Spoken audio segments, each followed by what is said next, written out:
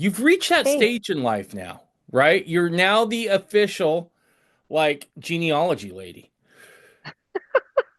Oh gosh. My 14-year-old self would not be really happy with that right now. I know, but and this is the part that people don't get is the relationship that you and I have, right? I mean, you've often said, Dave, you're like the annoying little brother I never wanted. And I've often said you're like the abusive older sister that only wish she could have held my head underwater in the bathtub. So, I mean, It was more like flushing the toilet, I think. well, yeah, either or. I mean, whatever. Tomato, tomato. It's yeah, just however it goes. That's what people aren't privy to are these playful banters. So, thanks for coming on. I appreciate it. You're welcome. Thanks for All having right, me here. you bet. So, today it's all about temple work, right? And not like the covenant portion of what we're going to be doing later on, but this is about how to find your family names. A large segment of fundamentalists have been away from temple work for the better part of 100 years, right? Um, we look at really about the time that Musser leaves the LDS Church, um, and while certainly Mormons were fundamentalists were still going into LDS temples for a good long time, it's been really the better part of 100 years, I think, since most people are doing work for their ancestors, right? I think you had people getting into the temple and taking out their own endowments and then kind of never going back again. And so as fundamentalism moves from this place of, oh, we're just here to keep plural marriage alive, and we start embracing a more holistic view of the gospel and a more holistic practice of it, this is something we're kind of out of practice for. So I think this is going to be good in helping people to prepare. And I know Anne's been on this for a long time, and I can't wait. It's going to be great. Well, thanks for having me here. Temple work and genealogy are two of my favorite things, and genealogy is, kind of a hobby of mine. I've taught a few classes here and there, but mostly just dug in and learned how to do it along with my family. I have a couple family members that are real, professional type genealogists. I'm just, maybe the closet genealogist, but um, here to here to help and to help others learn what they need to do and why it's important to do Mhm. genealogy work for our ancestors who passed beyond the veil. So, I want to start off with a little bit of, the spirit and work of Elijah. That's really what this whole thing is about. And, I just cannot thank our Heavenly Father for providing some of these revelations to Joseph Smith to teach us these things and why it's important. Um, so we're going to jump right in here. Um, temple work. Here's the temple out there by you. There's, the Kirtland Temple, which is one of my favorites. I had ancestors help build that. And then there's a smaller little temple out in the desert somewhere in Utah that is a fundamentalist temple as well. Um, but why do we do family history, genealogy, and temple work? And I get asked this question often. And my answer is that it is vital work that connects all of God's children, all of his family together, and it lasts throughout eternity. David, why do you and or your listeners want to learn more about genealogy? For me, I can only speak for me on this. For me, it was a huge selling point for me becoming a Mormon, right? After my old man kicks it, he dies. Um, my question was, what happened to my dad, right? My dad wasn't a Mormon. Um, he talked about God a lot, and he was a good man, but didn't profess any creed. And so I always thought if God is both just and merciful, there's got to be a plan for people like that, right? To me, a just and loving God just doesn't say, well, you never sat down, you never took the discussions, you never, you didn't ever have that opportunity. Sorry, you're hosed. Nothing we can do here. And so to me, this was huge. This was a major, major point. I remember I was taking the discussions and they started talking about temple work, and I'm like, hold on, back up, go over that one more time because It was that important to me. And so, and then as you get into Mormonism and you really start talking about it, the Lord makes it clear this is pretty important, right? He says that if all the sealing work isn't done, the earth is utterly wasted, right? Yep. So this shouldn't just be important to us because of our families. That should set off some alarm bells, right? This is important to the Right. Lord. And he wants this stuff done. And if he wants it done, we got to kind of have an idea of how to do it. Yeah, definitely do. And what some of what you said there reminded me of a quote, and I don't have it right here at my fingertips, and I didn't put it in the presentation, and I probably should have. But um, Orson F. Whitney, April 1929, I believe, quotes Joseph Smith, and he's saying that um, through the sealing powers, through the covenants that we make in the temple, we hold that door open to help our ancestors. Hey, honey, can you hand me that binder right over there? Sorry. Um, Told you not to call me that on the podcast. I know. Sorry. You're so funny. Um, Here, I have it right here in this binder. It says here, the prophet Joseph Smith declared, and he never taught a more comforting doctrine, that the eternal sealings of faithful parents and the divine promises made for them for valiant service in the cause of truth would save not only themselves, but likewise their posterity. Though some of the sheep may wander, the eye of the shepherd is upon them, and sooner or later they will feel the tentacles of divine providence reaching out after them and drawing them back to the fold, either in this life or the life to come. They will return. They will have to pay their debt to justice. They will suffer for their sins and may tread a thorny path. But if it leads them at last, like a penitent prodigal, to a loving and forgiving Father's heart and home, the painful experience will not have been in vain. Pray for your careless and disobedient children. Hold on to them with your faith. Hope on, trust on, till you see the salvation of God. Who are these strange sheep, these wayward sons and daughters? They are children of the covenant, heirs to the promise, and have received, if baptized, the gift of the Holy Ghost, which makes manifest the things of God. Mm, I cannot often say that without tearing up, and I stop myself two or three times. But, you know, I mean, I was a wayward child. um, I have children that are wayward. I have grandchildren that are wayward. I mean, I think everybody probably does to an extent. And if you don't, I am so excited for you. And you've done something amazing and right. And please share that with others so that we can improve. But even Heavenly Father has wayward children, mhm. and He holds a path there and a door open for us because of the covenants that we make in the temple. And I suspect that, some of this was weighing on Joseph Smith's mind after receiving instruction from Moroni in 1823. And so that's going to lead us right here into what the promise of Elijah is. Joseph Smith, and I'm not going to read everything that's on the screen just so Sure. everybody knows you guys can read stuff. I'm going to talk. Um, anyway, Joseph Smith received this instruction from Moroni line upon line and precept upon precept until he understood what Moroni was teaching him. I mean, I believe he said it took all night. Is that 8 hours? Is that 10 hours? I don't know. So we should apply the same pattern in our lives when we learn new concepts, and that includes genealogy. In Joseph Smith's history, Joseph states that Moroni quoted part of Malachi. He quoted chapters 3 and 4, and all of these verses talked about an offering of Judah and Jerusalem. And this is temple language.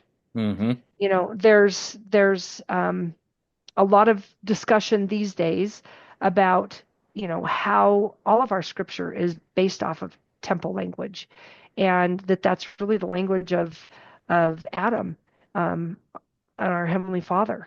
Right. It's how this whole world was supposed to be to connect all of us.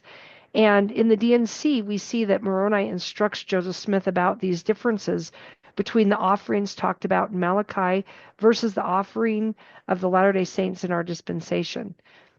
So let's make ourselves familiar with some of these verses to understand this more.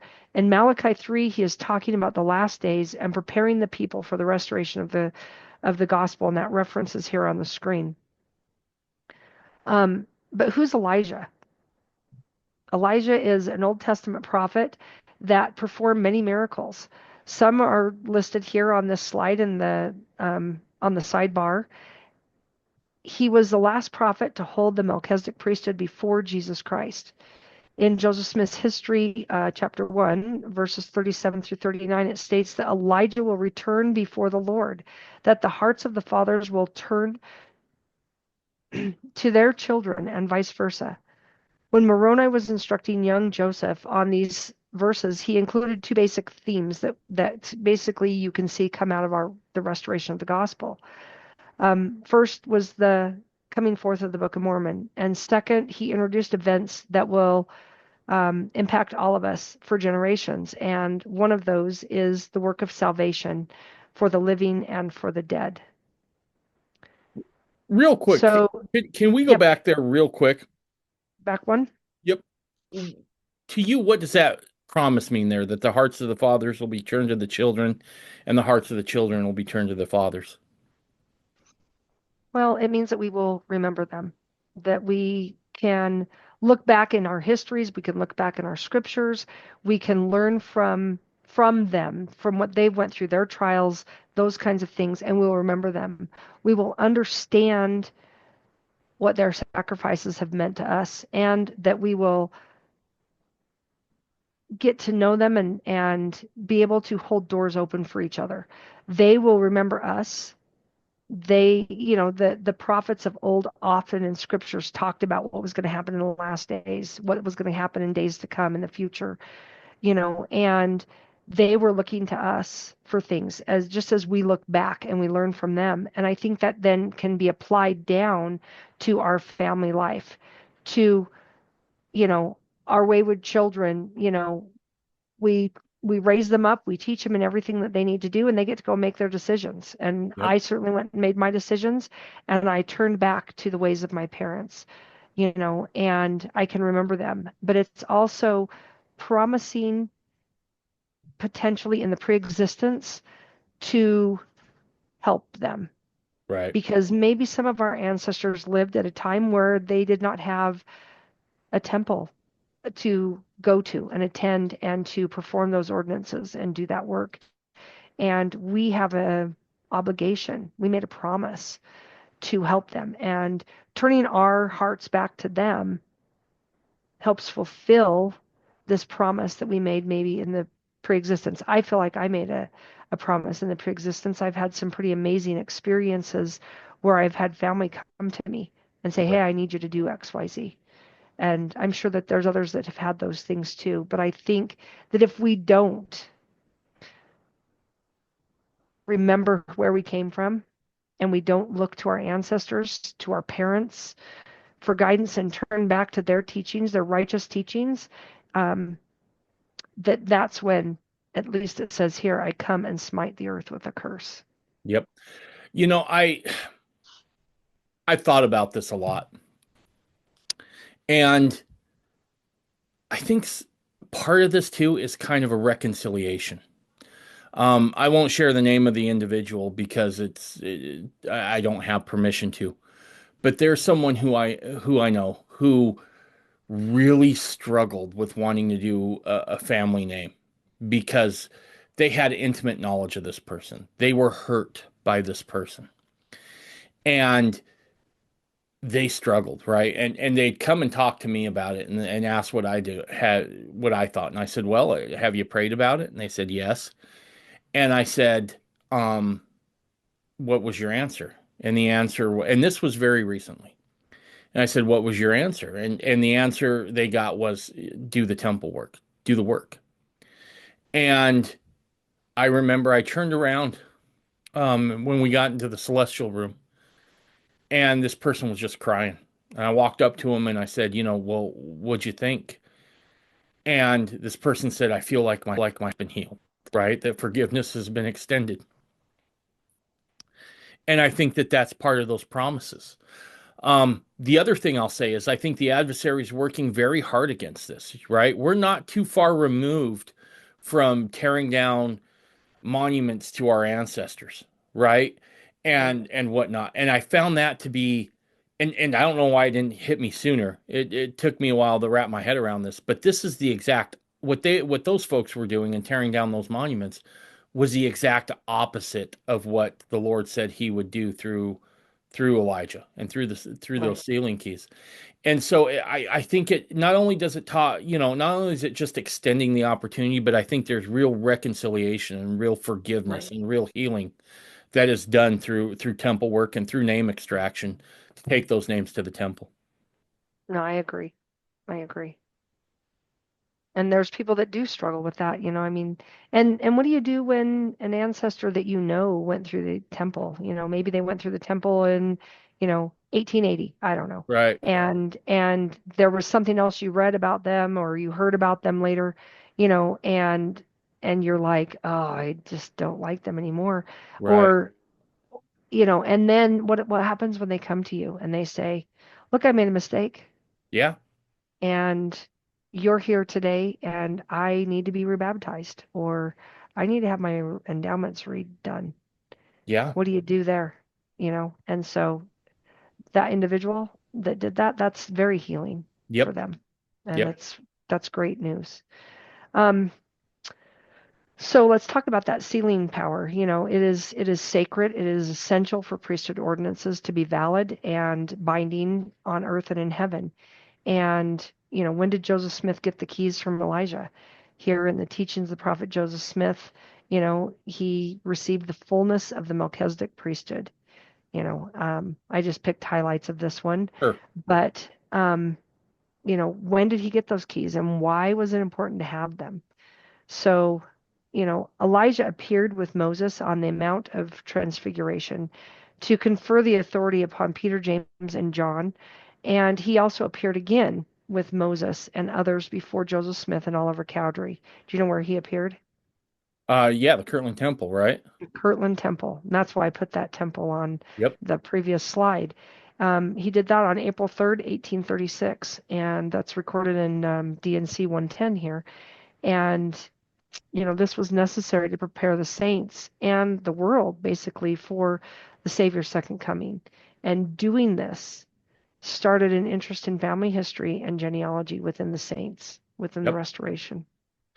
I think it speaks to volumes that those keys were given back to the earth through Joseph Smith in the Kirtland Temple.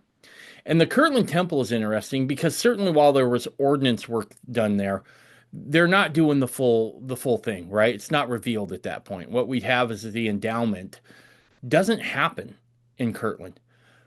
And so for a long time I said, well, then what was the point of the Kirtland Temple?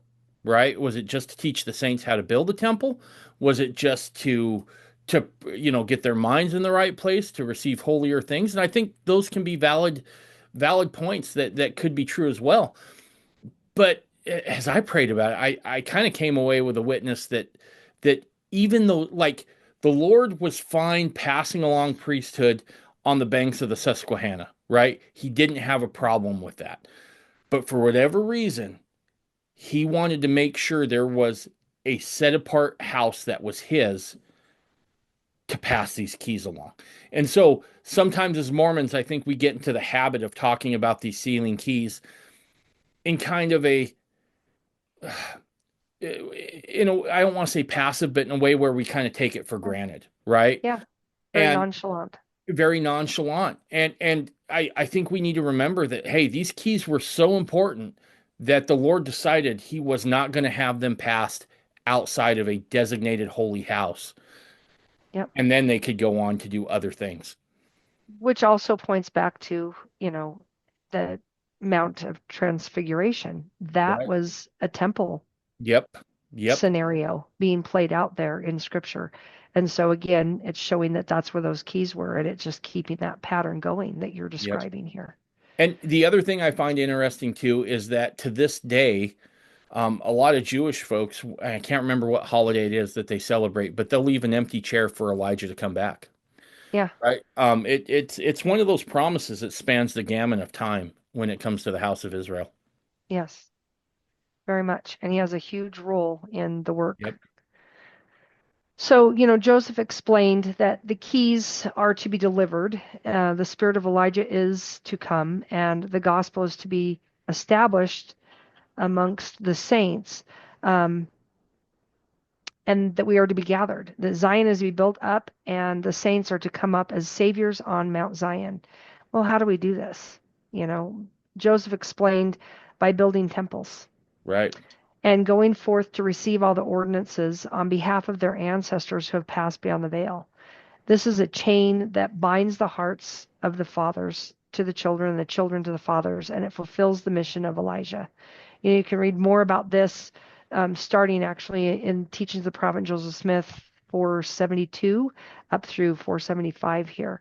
It will explain all of that. But, you know, even later on, Brigham Young, Wilford Woodruff, they've all talked about these things. And Wilford Woodruff in his journals, it was, I can't remember the exact year, I'd have to look it up, but it was December 23rd or 26th. It was right around Christmas of whatever year this was. And he said, the reason that we gather is so that we can do temple work.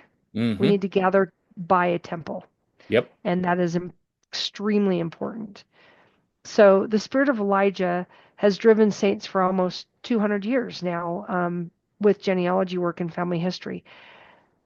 Actually, more than that, because it was 1823 that DNC2 was recorded, I believe. Right. So just over it. So as a covenant people, we have an obligation and a responsibility to search out our ancestors, to turn our hearts back to them.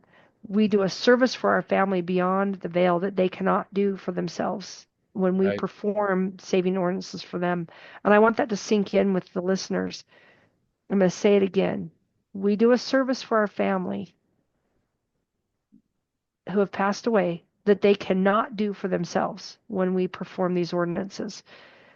If they didn't get it done in the restoration, then it needs to be done for them so that we can be together. And this is a sacrifice. Mm-hmm. It's a sacrifice for us, the living, here in this mortal life, to help take care of and redeem our dead. It is a great blessing as well. Yeah. Great blessing. I mean, for me, I've talked with my mom when we did genealogy work together, and there was a specific family member that we were researching, and we found out that there were more children than what we had recorded, and we kind of got the whole family sealed together. And when we were in the temple, I mean, it was an amazing experience. With you could feel them, I could see them, there. Um, my mom doesn't see spirits, but she felt them, and she knew that they were there. And she said, how great is it going to be when we pass away and we get on the other side of the veil? Not only do we get greeted by our Savior and our loved ones that we associate with here in this life, but we are going to get to be greeted and see and meet those that we helped get their work done. That's going to be joyous. Absolutely. You know, I've told people this before, and it's something I truly believe is that by living the gospel, you get an opportunity to kind of act in a very small way each portion of the Godhead, right? As you do missionary work, you become a testator, right? You become someone who can bear witness. When it comes to the temple, if you're striving to be more like Christ, there's no better place. There's only one thing that the Lord won't encroach upon, and that is our will, right? Our will is completely our own. That's the one thing He'll never take from us. We have to give it freely. Yep. And in conjunction with that, it's our time, right? And so, just like you alluded to, a work they cannot do for themselves. The Savior did something very similar in the atonement. We couldn't do that for ourselves. We weren't worthy enough to take upon us the even our own sins, much less the sins of the entire world, the entire universe. He did that for us because we couldn't do it for ourselves. Now we get an opportunity, and the scripture talks about standing as saviors on Mount Zion, right? Which is a reference to the temple. And we get to participate in that redemptive work of the Savior when we offer up our will, we offer up our time, and we go to the temple and we take those names and we do a work for others that they can't perform for themselves. So if you really are trying to foster Christ-like attributes in your life, why not spend some time engaging in the same work that the Savior was? Yeah, 100%. And Joseph Smith taught that when we serve our ancestors in this capacity, here in D&C 128, he said both parties can be made perfect. It Yep, says, quote, they without us cannot be made perfect, and neither can we without our dead be made perfect. That's in verse absolutely. 15. These whole two sections, they talk about the importance of record keeping, which we're going to talk about off and on the rest of this segment. We're going to, I mean, those also talk about the symbology of a baptismal font. I'm not going to get into symbology of those things in this, but I wanted to note that for you guys to go and think about. Go and study these Hmm. two sections out. Elijah restored this power relative to baptism for the dead, but also for endowments and more ordinances. All keys, all powers and authorities of the past dispensation have been restored through Joseph Smith. And that is my testimony. And it is exciting to work in that capacity and to help our family to come together. Absolutely. So we're going to jump into genealogy. Woo, Woohoo! This woo. is where the work begins. Some people are like, no. And some No. people are like, woohoo! I want to get in here and I want to do this. Why did you Um, lock eyes with me when you said people say, oh no? Oh, are well, you I saying think something? no, not really. But it's daunting, right? It is. It's daunting. And, in your line of work, you have to do a lot of research Mm-hmm. about parcels of land and different things. And in my line of work, there's research and, it's in God's work, there's also research. And I think sometimes we think, okay, there's a temple and we can go. Right. And we have a temple recommend. So we have a pass, the key to get in the door of the temple. We've been approved. But now what? I've Right. gotten my own endowments out. What's the next step? And, you know, for us, that's getting into these records, to finding our family, making these connections. We have an obligation to do the due diligence here and make Right. sure that these are people that did exist. We're not just pulling names out of our hat, and that they are related to us. Um, because we're about sealing families, Yep. right? And while it is my understanding and belief that everyone on this planet is God's child, there's certain family lines that we need to work through. And I just want to make a statement here. When we talk about doing genealogy work, it could be through your bloodlines. And there's kind of an order that has been taught, at least traditionally in the LDS church, that you do your bloodline, then you do your adopted line, right? Right. And so that's kind of an order to go there. Um, and, I have a great grandfather that was kind of adopted, I guess. And his bloodline is, Bowman, and his adoptive sealed line is loosely. Right. Um, Dad abandoned them back in the 1800s, and mom came here when she was pregnant, remarried, and he was born a loosely. So, um, there's things that we find and discover like this. Our family didn't know that Right. until doing and digging into genealogy records and going, oh, this is interesting. There's a little reference here in a journal or in a letter. Who's this weird stranger dude that came over from Switzerland and then left? Right. And, when he found out his family was being, had moved on, Right. but and those are all amazing things that we can do. And so now I have two lines. I have two families I get to work on, and it's a blessing. It's not a burden. Um, Often we hear people tell a story about being a descendant of someone famous. Maybe their third great aunt was a Cherokee princess, right? There's a lot of those stories out there. Or, so it's not just Pocahontas, though. Maybe we're related to, European royalty, or to, you know, Christ himself, Right. a Jew. And so, you know, we want to find that person. We want to verify that that's true.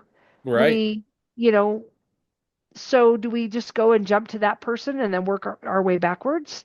Where do we start here? And if we do that, if we jump to that person in history that may or may not be, folklore, and then we work back, it's not going to help us to have an accurate accounting of our family tree. Right. And as a reminder, in D&C 128, Joseph Smith wrote this epistle to the church with directions on baptism for the dead, but it applies here in all work that we do. In that epistle, we're told to be very particular and to be very precise in our record keeping. And in verse 4, it states, that we are to certify that the record we make is true. And Yep. my goal today is to help give you guys some skills on basic family history principles that can help you create a true record for your family. Um, just so your listeners know, I'm going to provide David with a packet of documents that he can share with his guests. The packet's going to contain family history charts and forms that you can fill out and track. Um, Even enter dates for your own temple work as you take your family members through the temple, and it will include some research tips and note forms that you can use to track your research, and it will contain information from this presentation. Awesome. Thank you. You're welcome. Now I'm going to pause here for just a minute. I need Okay. to go do something really quick, and Okay. then I will be right back. I'm sorry, David. No sweat.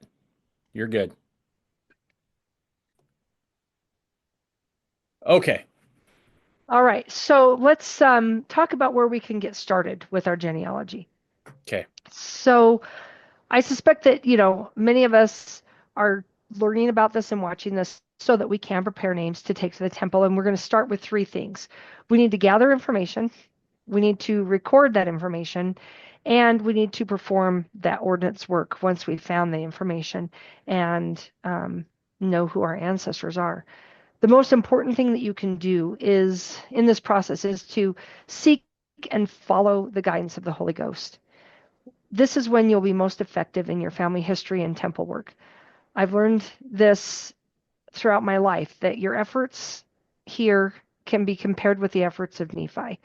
Um, when he obtained the brass plates, I mean, that was a hard time in his life, right? He Mm-hmm. was sent back. He had obstacles and trials that he faced. He had to rely on the Spirit to know what to do. And it's the same here with genealogy work. Right. You might hit a brick wall and have to only have a breakthrough because Heavenly Father guided you somewhere and you listened to the Holy Ghost. Um, and like Nephi, we have an obligation to obtain information about our family. He went back to get records. We have an obligation to go and get records on our family.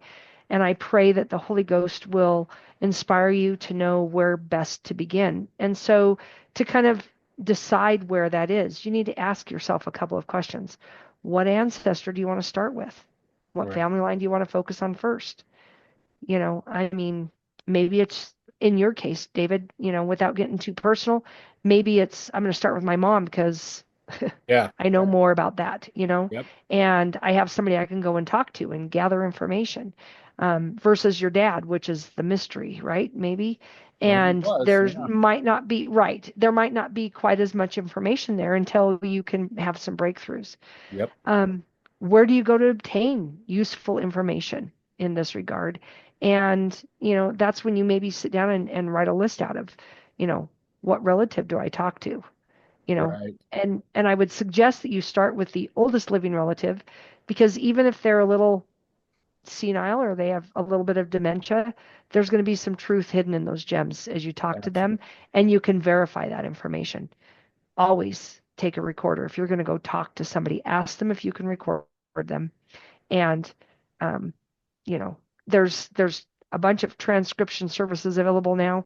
Take advantage of that so that you can find those hidden gems. Not only that, but your chances are you're going to find out some interesting information on people as well as just the names and the dates. Right.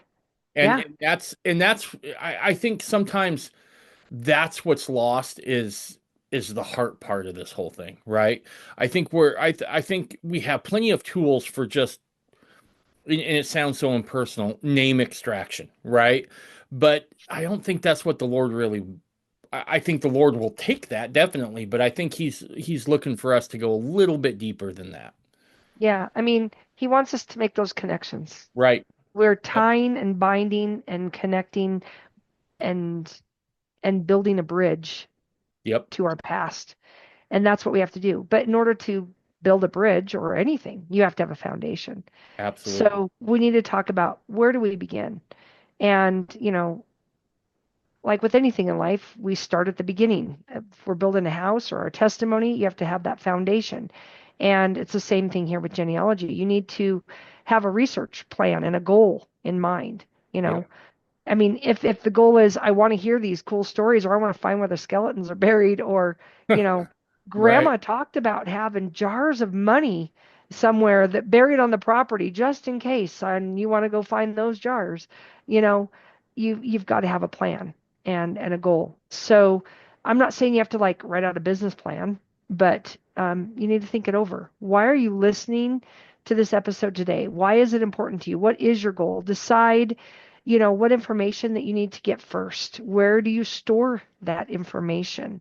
And that's why I have these pictures that are on the screen. After you've done some, you know, work here and you found some names, what's next? Just as we Right. build our homes with a foundation, next is walls and a roof, and then we have to have the same things type of structure for our genealogy. Absolutely. We need tools. So Yep. there's tools of your trade and tools in construction. What are some of the tools that you have in your trade? Uh, RTK GPS, robotic total stations, levels, rods, hammers, lath, nails, paint, flagging. You get the Right. I get the idea. And you're going to have similar things here. You talked about GPS stuff, and you're going to have a goal. You have to know where you're going. You have right. to have a location in mind here, and we can apply those things here. We have to set up a workspace, Yep. and that workspace, you have a workspace. I have a Yep. workspace. We need a desk. We need a computer. We might need a printer. Maybe we need filing cabinets. Maybe it's, bookshelves. Maybe we have binders like here in the picture on the bookshelves. And we might have to have storage bins. Right. When I first really started getting into this more and instead of leaning on some of my aunts and uncles who did a lot of genealogy work and are professional genealogists, because there's always areas that they haven't worked on, right? Right. And I needed to have a place to begin. And so I grabbed a box and I went through my house because, I was trying to help my husband to find stuff on his family. And I started, where's this paper? Where's that picture? Right. Who are these people? And I started gathering it and kind of organizing it in this box so that I could start asking questions. And I would suggest that you guys do the same thing. Gather your tools. You know, maybe you want to do software for this and you want your data online and you want your forms online and you want your photos scanned in and you want written out family histories available online versus in paper. I Right. have them in both places. As ambitious as I would like to be to get it all online, that's going to take forever. I don't have forever. Do you think there's So wisdom of having a hard copy as well as it being online? 100%. I get nervous when I start thinking about everything being online. Yeah, me Um, too. I've been in too many places without internet connection that spooked me a little bit. Yeah, and there's definitely some. I mean, you're gonna store a lot. You're Right. gonna store a lot of information. Um, but you have to decide what is important. And so I would suggest that you stick with what is important. And I guess I'll take a minute here to talk about that. I'm going to talk later on about vital records. I think those are important and we'll describe what those are. Um, family photos, do we need all of them? I have Right. honestly, those old steamer chests. Yes. I have two of them full of family photos. Wow. There's nothing else, and I don't have time to scan them all in. I'd love to. I'd love to scan them all in and index them and put them all in the right software. And how cool would that be? I don't have the time for that. So Right. they're going to sit there, and my kids probably are going to be like, "Oh my gosh, what do you have these for?" And I got them from my in-laws and my parents and other family members who are like, "I don't know what to do with these." But if they're not labeled, they're no good to anybody. They're No, no good. no, no. Yeah, you want your work to be retraceable, right? You don't want Yeah. to have to like start over just to decipher what it is you've done. Right. So documenting everything is a must, you know. But some of your other tools, you could do video recordings and historical data and genealogy books. But I urge you that if you have some of these things, you know, maybe they're on a cassette tape or on Right. a CD. If you don't have a cassette tape player, it's not doing you any good. You might need to get that converted into something more modern that you can listen to and hear. You know, one of the best gifts that I remember getting, my aunt had made a bunch of cassette tapes of stories that she went around and recorded one time on her trip. And, you know, I mean, I have my dad singing I Am My Own Grandpa and The Little Dog in the Window, you know, and it's great. It's great to listen to it. My dad's gone, but I got those converted into a modern format. And we Right. need to keep doing those things if we're going to keep them alive. Or Yep. you're going to have to find, you know, a cassette player or something, you know, in 20 Right. more years. I don't think you're going to do that. No. But let's look into options for storing credible records, you know, and your notes as you begin. Also storing paper. You know, I mean, I might, whoops, I don't know what I just did. I bumped my mouse is what I It just did. happened. Yep. So, you know, I look at like a pen here. This is just a normal pen. It's not um, anything great. And Right. if I write with this pen or with a pencil on my paper, it's going to fade in time. You want to get acid-free pens to record information so that they don't fade and that they stay. And, you know, it's ideally, you know, libraries are climate controlled and you're building yourself a family history library of your own, and it needs to be climate controlled, you know, Right.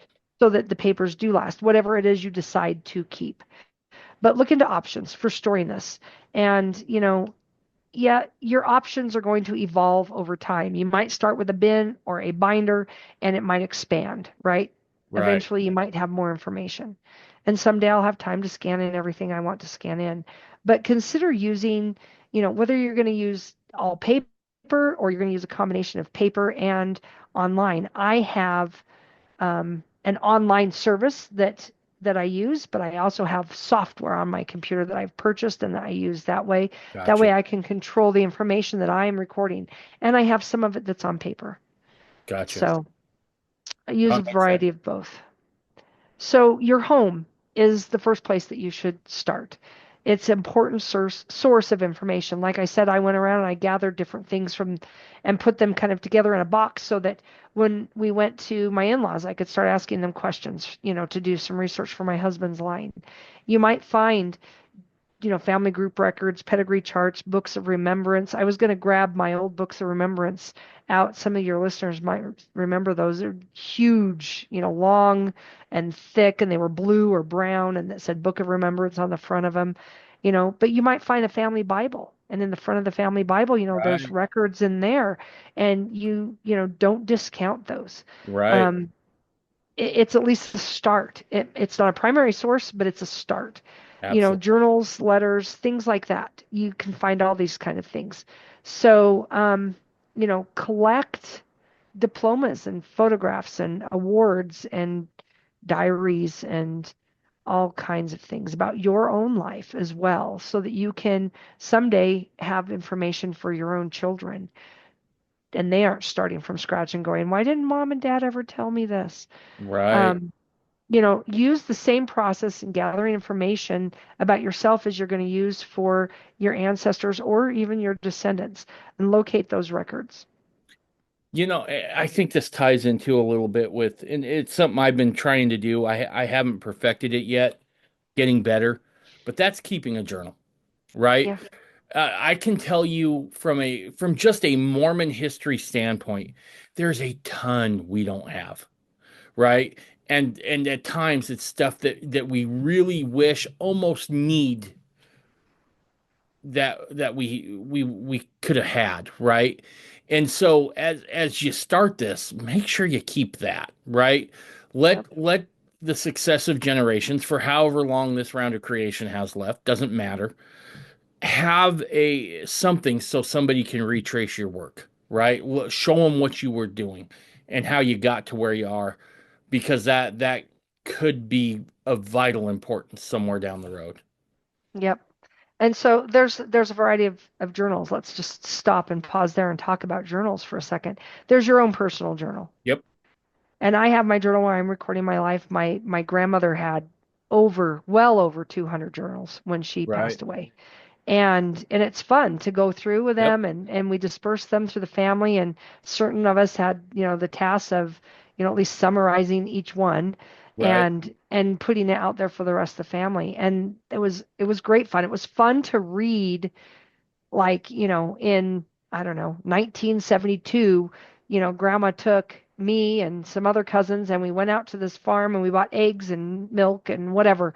And this is the price she paid for them. And, this is how long it took you to get there. And it was like 8 miles. Right. And it was I- like a 30-minute drive or something. And you're like, why was that? Why did it take so long to get there? You know, I mean, just different things that we don't think about, And then there's other kinds of journals. There's inspirational journals, prayer journals. I know a friend of mine has a prayer journal. Right. He prays and then he writes down his answers in this prayer journal. My grandfather had a journal or a book that he kept on his nightstand, and it was his inspiration because he'd pray Yeah. at night. He would wake up if he'd got something, he would write it down, and then he would shut his mind back off and go back to bed so he could maybe receive more inspiration or just get a good night's sleep. And then he could look at it and reference it in the morning and know what he needs to go and do if he received that Absolutely. inspiration. And then there's journaling for record keeping, like we have, that we're going to need and we're going to talk about here in the next little bit. And we should organize these records in a chronological order. And we should think about putting them into three categories: childhood, adolescence, adulthood, kind of a thing. And um, we're going to talk a little bit about organization and record keeping a little bit more. And I'll have some handouts on that. But let's start with charts. Okay. Okay. So there's different kinds of charts, and these charts are going to hold records on your family. And the first one that typically everybody starts with is a pedigree chart. So once you've got your system set up and you've got some data in a box that you're going to look through, now we need to record it and put it down on paper or record it into a piece of software or online chart. But a pedigree is used to track ancestry in a visual way that helps us better understand how our family fits together. It's kind of like Right. a big puzzle. Say it's a 3,000 piece puzzle. I don't know, maybe more, depending on your family. In polygamous families, that could be like a 12,000 piece puzzle or 20,000 piece puzzle. Um, but if you don't put all these puzzle pieces together just the right way, you're never going to be able to see the final picture. And Right. we use these charts and records to put our family history puzzle together. So there's two types of pedigree charts. I want to kind of explain what some of these are, get into some technical things here as we go. There's ascendant and descendant pedigree charts. An ascendant chart starts with you and it moves backwards in times through the generations of your ancestors, you, your parents, your grandparents, your great grandparents, etc. Right. And a descendant chart starts with you or maybe another individual in your family, and um, and it lists their descendants. So it's Mhm. you, your children, your grandchildren. It goes the opposite direction. Gotcha. So when we're doing these and we're starting, we usually start with ourselves and we start with our direct bloodline and we do our ancestors. And we at least go back 4 generations, but we do it one generation at a time, getting all the information so that we have a good foundation to build to learn about the next generation. Okay. Okay. And there's a tip that I'm going to give you right here. And I'm Write throughout this all of down. this, write this down. Remember to document and cite your sources. Like Dave said, journaling, keeping records, this should always be done. And if you don't do it, then your research will not have credibility and your children or grandchildren won't be able to use it. It'll just be a piece of paper that they're going to throw away. And you might have spent 3 years looking for somebody on there, but because you didn't get it Right. documented, they couldn't use it. So document away. Um, I'm going to show you a picture of a family pedigree Mhm. chart. Okay, so this is a basic 4 generation ascendant pedigree chart. It neatly fits on one standard sheet of paper. So you don't, I mean, I've seen 15 generational charts, and they fold all up to fit on a piece of paper, but you have to fold them all up. This one, I can just look at it and it's all right there, um, on one page. And I usually take and make notes on the back sides of this. Oh, okay. So I can write down, I number each person, and then I can make notes on the back and I can log about those, at least some basic information about each person on this chart. Right. Um, And let me ask you this question, right? And this is going to pertain more to the fundamentalist side of things. okay. Again, because we've been away from temples for the better part of 100 years by and large. What's this look like for a plural family, right? So you're going to have a husband and maybe a couple of wives, right? How does that work? Okay. Well, for a pedigree chart, it's no different than a monogamous Okay. family because you're starting with you and you have a father and a mother. Okay. Yes, you have multiple mothers in your family, mom one, mom two, mom three, whatever, other mother, whatever your term is that you call them. Um, you know, this is just your bloodline Okay. or your sealing line, Okay. All right. okay? Or slash adopted line. Okay. So um, it doesn't take into effect that there's multiple moms in this family at this point in time. Okay. Those we'll get into with family group sheets, and we'll talk Okay. about that. All right. But that's a great call out and a great question. So um, let's see. The best place, like I said, is to start with you and work your way backwards, including your full name, your places and dates of birth, and places and dates of death. Now, on here, it's very simplified for that you get the idea. It Right. says born and died. Those will be filled out, on my next screen eventually with just a year. But it's important to have the locations that they were born and that they passed away, and locations of even maybe where they were buried and dates of their buried. Basic facts about every person. And if you're lucky enough to still have a family member, a parent, a grandparent, a great aunt, or an uncle that is still alive, and you get to go talk to them. Find the oldest living person and fill out this chart with as much information as you can. Okay. Even if they're not certain about the information, there's ways that you can denote, with abouts or betweens or whatever, right? Okay. Before and after dates, things like that. You can find points of reference in their historical timeline and note those on here. Every little clue is going to lead you to more information because you're Right. going to be able to use that to find out more information. If you're not certain about it and you need to do more research on the individual, I want to share with you some of the things that I do. So I've created my own little system in a way with just one symbol here that I use for my records that are not fully vetted by me, right? So I use a Okay. plus sign. It's really easy. We all know how to do a plus sign. I use a plus sign and I put it next to their name if well, or to indicate to me when I come back to this record that this isn't completed. There's more plus to come. Gotcha. And so when the person is fully vetted, I'll remove the sign. Either if it's on an electronic version, I'll do Okay. that. If it's I've wrote in pen, I just cross it off. Perfect. If I wrote in Okay. pencil, I erase it. Perfect. Right? Okay. Okay, so even after years of doing genealogy, I want you to understand I still have plus signs Okay. on maybe not in my first four generations, but I have plus signs, All okay, right.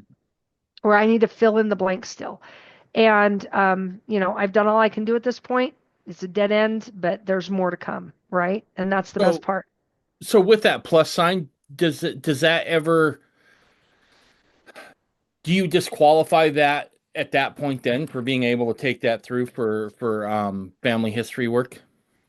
No, so that's a Okay. good question. For us and in our church, if you can find a birth date, a death date, a christening date, you can show that they were married, had children, you know who their parents are, you can go in there That's and you enough. can do their work. That's enough. And Okay. I have some that all we know is they were born about 1802. We don't even have a month or a day. We know their parents and we know that they were married and had children. They were alive. We're good to go. Awesome. Okay. But if I want to complete my record, my genealogical record, I Right. want to include a plus sign so that I know I have more work to do here and I can find out more interesting facts on them. Okay. You Perfect. might also I want to mention that a couple of my plus signs, I've actually had come to me and Sure. say, I'm here. I want my stuff done. And you want to know more information. Here's where, here's a thought that pops into my head of where to go look next. And so I go look, and maybe there's a little bit of a rabbit trail and I have to do some research, but I can find out more information as well. Well, and I But a think, plus sign alone doesn't disqualify them for getting their temple work done. and I'm sure we'll dive into this a little more, but it's something I feel like is worthy of mentioning right now, just quickly, is that it does feel daunting at first, right? There's no doubt about that. But I think, just as you alluded to, you can, if you just set your hand to this, there'll be help. Things will come. Yep, they will. So They will. awesome. So let me give you an example of a plus sign. Okay. I have a nickname by a great grandfather. Don't know Okay. what his full name is yet, but I have a nickname. And so I put a plus sign there until I discover his full name. Then I erased it. Gotcha. I had everything else, but I mean, everybody called him, D, and his name was Delore, for example. I don't know, making Gotcha. stuff up. But, you know, and I'll give you some other examples of that. But you can just do that, and then and you put nicknames. I put nicknames in quotes, Right. right? So, maybe the name is Victoria, but she goes by Vicky. Right. Vicky gets put in quotes. So it says Victoria, Vicky, whatever. And when I'm taking that name through the temple, I don't use Vicky. I use Victoria. That's the given name. That's the Right. birth name. I don't use the nickname. Right. No, it makes sense. Okay. Um, so, let's talk about some other things on here before I show you one of these charts filled out. So, if, Sure. maybe you were 2 or 3, 4 years old and your great grandmother passed away. And so you can approximate the year, right? Right. How do you write that out, though? In genealogy, you write it by using an abbreviation of ABT. And we'll talk about abbreviations here in a while. Um, ABT, about the summer of 1965. Okay. Okay. And so, and maybe you only know that, maybe you only know that it was the summer because there was somebody in a journal that talked about it, but they didn't put a date in there and they didn't keep a journal every day. They kept one maybe every quarter or once a year they wrote a summary and said this summer my grandma, my mom died or my grandma died, and that's how you know. Absolutely. And in there they've talked about that you were 3 years old or something because maybe they didn't date their pages, so you Right. can find all of this information out. Anything that you can collect and start collecting is only going to help you complete your record. Okay. Gotcha. As long as you record it and you tell us where you got it from. So some people are only interested in 1 or 2 lines in their family history to get started, and that's perfectly fine. Um, you might not have time to complete a full generation, so start on a parental line or a maternal line instead. Gotcha. There's very little instances, though, where you're going to skip a generation. Okay, and we're Right. going to talk about that here in a minute. Um, there's few instances where you will know a parent's name but not a child's name. So, like maybe you know your mom's name, but you don't know your dad's name, but you know their names because they were referred to somewhere in a journal, and your mom doesn't want you to know who your dad is. That happens sometimes. Right. Um, but we need to gather all the information we have in this generation before we can move to the next generation. Yeah. No, that makes sense. Okay, so because of personal identifiable information, I'm not going to start with myself in this tree, even though I told you guys to start with yourselves. I'm going to pick somebody else from my family tree and start with them, and that is Leslie Willie Coombs. So on here, I've recorded his name, and I put his date of birth and date of death on here. And in this scenario, with Leslie, I've decided I'm going to start with his parental line. So here is Isaiah Mark, his father. And, I fill out what I know at this point in time on the chart, and I continue working back until I filled out as much information as possible on the parental line that I have before I go on to the next. So, like if I did not have Isaiah Mark's um, birth date, but I have his death date, because often Right. you will start at the most recent event. If you find Gotcha. a death date or a death certificate or a death record, you can then have steps to lead yourself backwards in time to find the next one, which I might be a got marriage record that might indicate a time of, a date of birth, or a census record, or that leads you to a birth date and a birth record. Okay. Um, then I begin filling out as much information as I can to complete that parental line. And if I can't find out, like on this one, Fannie McLean, I don't know who her parents are, let's just say in my scenario, then I can be like, okay, I've gone so far and I can't go back any further in that one. I'm going to skip now and I'm going to go to my maternal line. Here's what I know about my mom, and I've got okay. it written in there. Okay. And I begin filling out her information and I work myself backwards.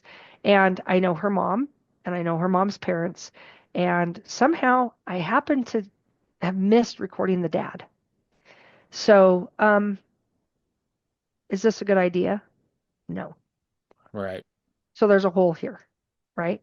There's Yep. something we got to have before I can verify that John Woolley and Rachel Dilworth are mystery person's parents. I need to know who mystery person is. Because what if I have the wrong parents? What if Right. there's two people with that name in the Right. world? I mean, how many John Smiths are there, for example? A lot. A lot. So we need to make sure that we don't skip lines like it's showing on the screen here.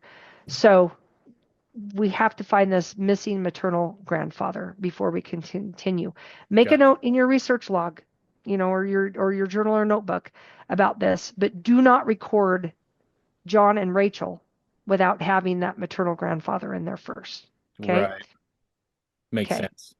Because then you're going to get into a trap that a lot of us fall into, and we end up researching the wrong family line, and we've spent, months doing this, and all to discover, well, that was not fruitful and that was somebody Right. else's complete line. So in those cases, I would not take John and Rachel to the temple Gotcha. until I had this filled in. Okay. Now, Got if you hit a brick wall, meaning, I can't find any information or records at this time, like I said, note it in your log about this ancestor and say potential parents. Do not say that they are their parents, could be their parents. You do not know that until you know that person's name and you can connect them through records. So make sure that you note that. I know I've said that a bazillion times. I'm sorry, but I'll probably No, say it it's enough. important stuff. If we're looking at making a chain all the way back, um, if you have a missing link, you actually have two chains, right? It's not connected, and it is important. Correct. Correct.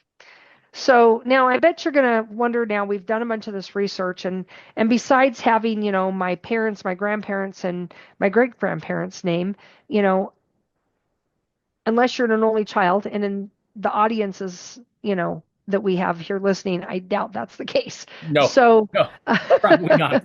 I mean, there's a so slight chance that happens, but that's a rarity. yeah, I mean, I'm an only child, but it's a rarity. And so, but my parents were not polygamous, just so for the Right, record. So, but you have aunts and uncles and cousins and nieces and nephews, and they're all floating around here in this box that you've collected all these records. Where do I record that information? Because they did not fit on that pedigree chart that I just asked you to fill out first. right, So where those come in are family group sheets, or family group records, they're also called.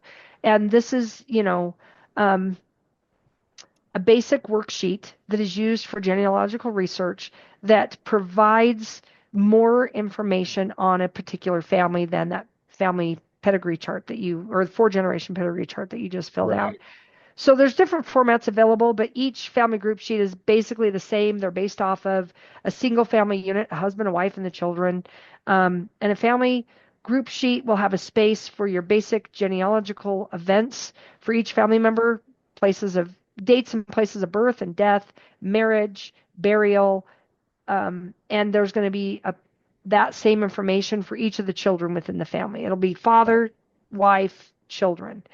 And usually there's a place for notes on the last page, and these can be one page, depending on how many children you have. They could be 4, 5, or 6 pages. I mean, it just right, depends. And, you're going to be able to there's a box at the bottom of some of these where you can record like sources and you can put in any discrepancies in your findings. Like maybe there's three moms listed for, or three wives listed for this one husband. Which kid goes with which wife? Right. And you'll be working that out as you build these. And I have several, even for non-LDS family members back in the 1800s, that a husband had three or four wives. It wasn't because they lived, plural marriage, but it was because, they had a wife, they had three kids, she died. He had three kids now. What am I going to do? I'm going to remarry. I'm going to have another wife. I'm going to have more kids. Uh-oh, she passes away. Um, maybe it's childbirth. I mean, think of the conditions years and years ago. I'm going to Right. marry for a third time. I'm going to have another two or three kids, and then we're going to die together old. And so you still have to piece all that together, and you have to make sure that you get the right kids with the right mothers Absolutely. as well. And so, a family group sheet is pretty essential for that because it serves as a very simple means of recording this kind of data, and it makes it easy to see at a glance what is known and what is missing overall in our vitally important records. Right. Okay. And it can serve as a means to easily exchange information with other family members who might be doing something similar with you, Gotcha. or even genealogical services and stuff. You'll have them. So I have this is what a family group sheet or family group record looks like. This is the LDS's version of it. It's the one I prefer to use because, hey, I also want to record temple ordinances, and Right. it's all right there on the form. So you can see here that it has, the husband's name. Can I figure out how to do this?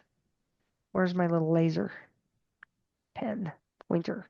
So up here is the husband's name, first, given names, first, middle name, last name. And there's a box right here. You see that box? What does that say there, David? Do you know? See other marriages.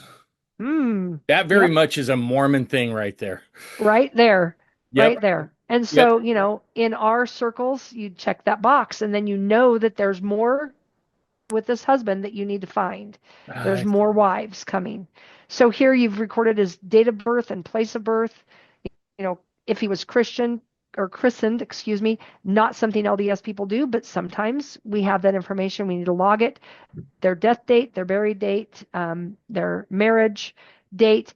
And then down here, it talks about the husband's father's given name and then their last name. Notice right here for the mom line, it says maiden name. right. There's also a box to mark that it's deceased or not. We're going to talk about recording names in a little while, so I'm not going to get into that maiden name thing. I just want to point it out that it's also here where the wife's names are, and it says maiden name. There's also a box there for her to have other marriages. You never know. Right. Right. So if Hus that's First checked, husband died or whatever. right, if that's checked, then you need to, look for other options. Gotcha. Similar stuff here. Over here on this section, on the right-hand side, is where the LDS Church has put in this family group record ordinance information that can be recorded. It says what day they were baptized, when were they endowed, when were they sealed to their parents or to their spouse, and it has also what temple or location that this was done in. Gotcha. And now Okay. that christen date can, in the Mormon tradition, we give a child a name and a blessing. Is that where that information would go if we have it? That's where I record it, but I make a note that it's an LDS blessing and not Okay. a Christian christening. Gotcha. Gotcha. But I Okay. have done that. And then I just make a note because, like, I'll put it in here, christened, and then I'll put in the place. And then over here at the end, if I have room, I'll just like put a little asterisk and put that. And if I don't have room, I go to the bottom, which I don't have showing here, into there's like a note section, or I write it on the back and say, you know, so and so's, you know, christening date is really name and a blessing Okay. ordinance so Nope. that Makes it's sense. there and I have it. Now the LDS Church, and I'm just going to skip to the next page. So let's see. This is one that's filled out.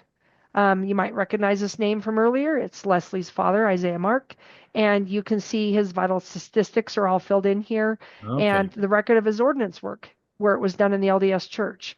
I want to note something here. We're going to zoom in on his work, but I want to note that, you know, I have this information because I had it when I got it when I was a member of the LDS church. Right. If you're not a member of record of the LDS church, you will not have that information unless you have a family member who is a member, and they will be willing to share that information with you. Otherwise, you're on your own and it's going to be blank. Got you. So just so you know, if you're, and I'm going to talk about some other online places. If you're on their familysearch.org site doing research or finding family names, and you pull this up, if they're blank, that's why. Okay. Now that number next to the names, is that just for the LES church's use?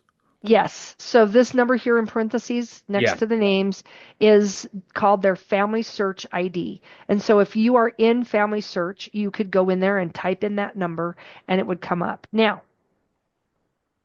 make a note that family search is an open environment. It's not private. And there could be more, they could be the same person, but there could be multiple records of that person. For example, my mom passed away a few years ago. I had her as a living person on my account in my tree on Family Search. So did my 50,000 other relatives Gotcha. that are LDS.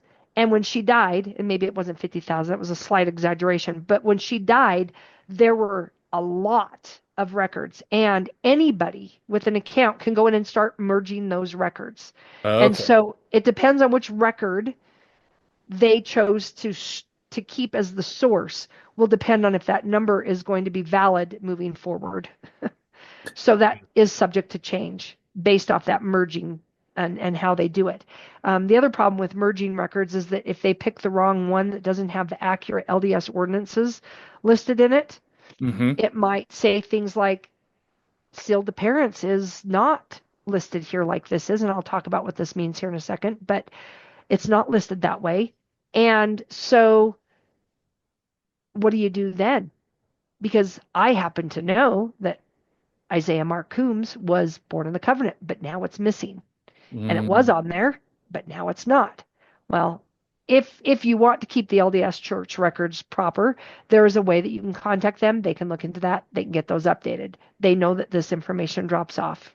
gotcha. So they can go back and get it updated and fixed. Gotcha. Okay, but let's talk about some of this stuff up here.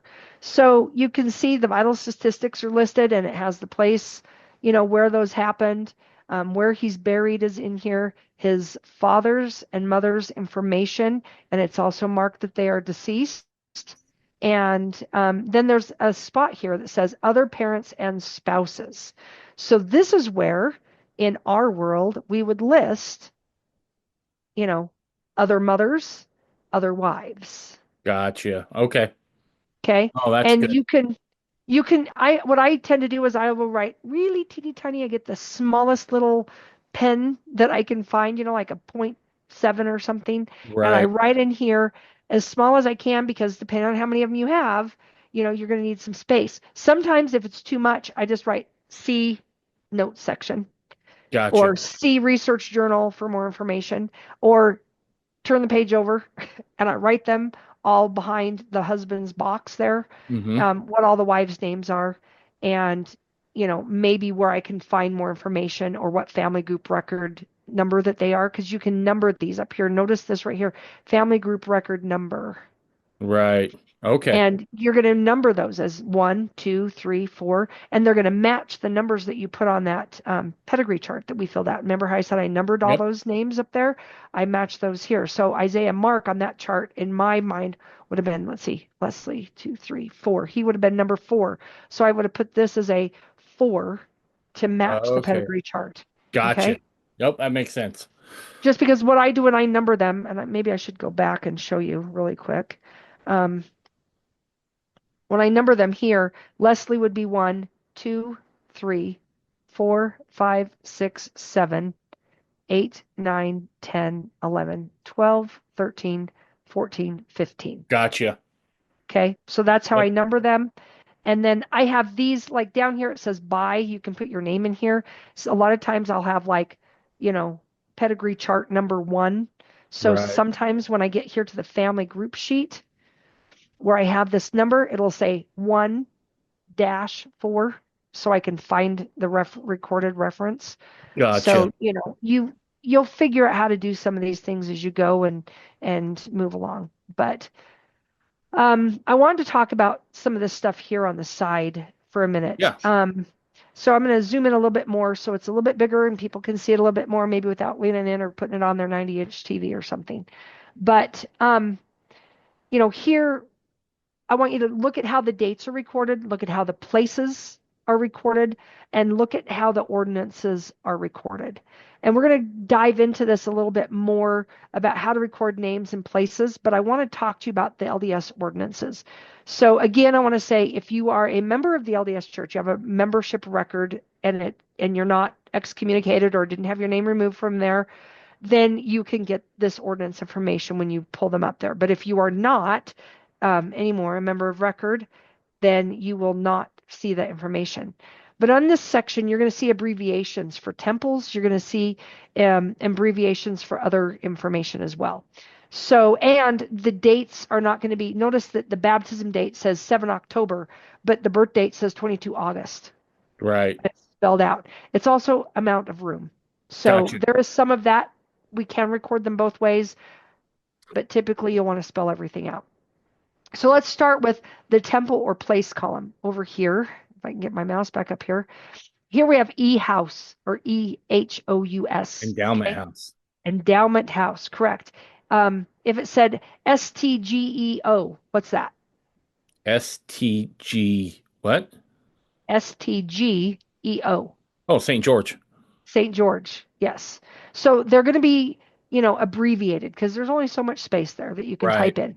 Do you know what BIC is? Born in the covenant. Correct. Born in the covenant. I have had fundamentalists ask me, what does that mean?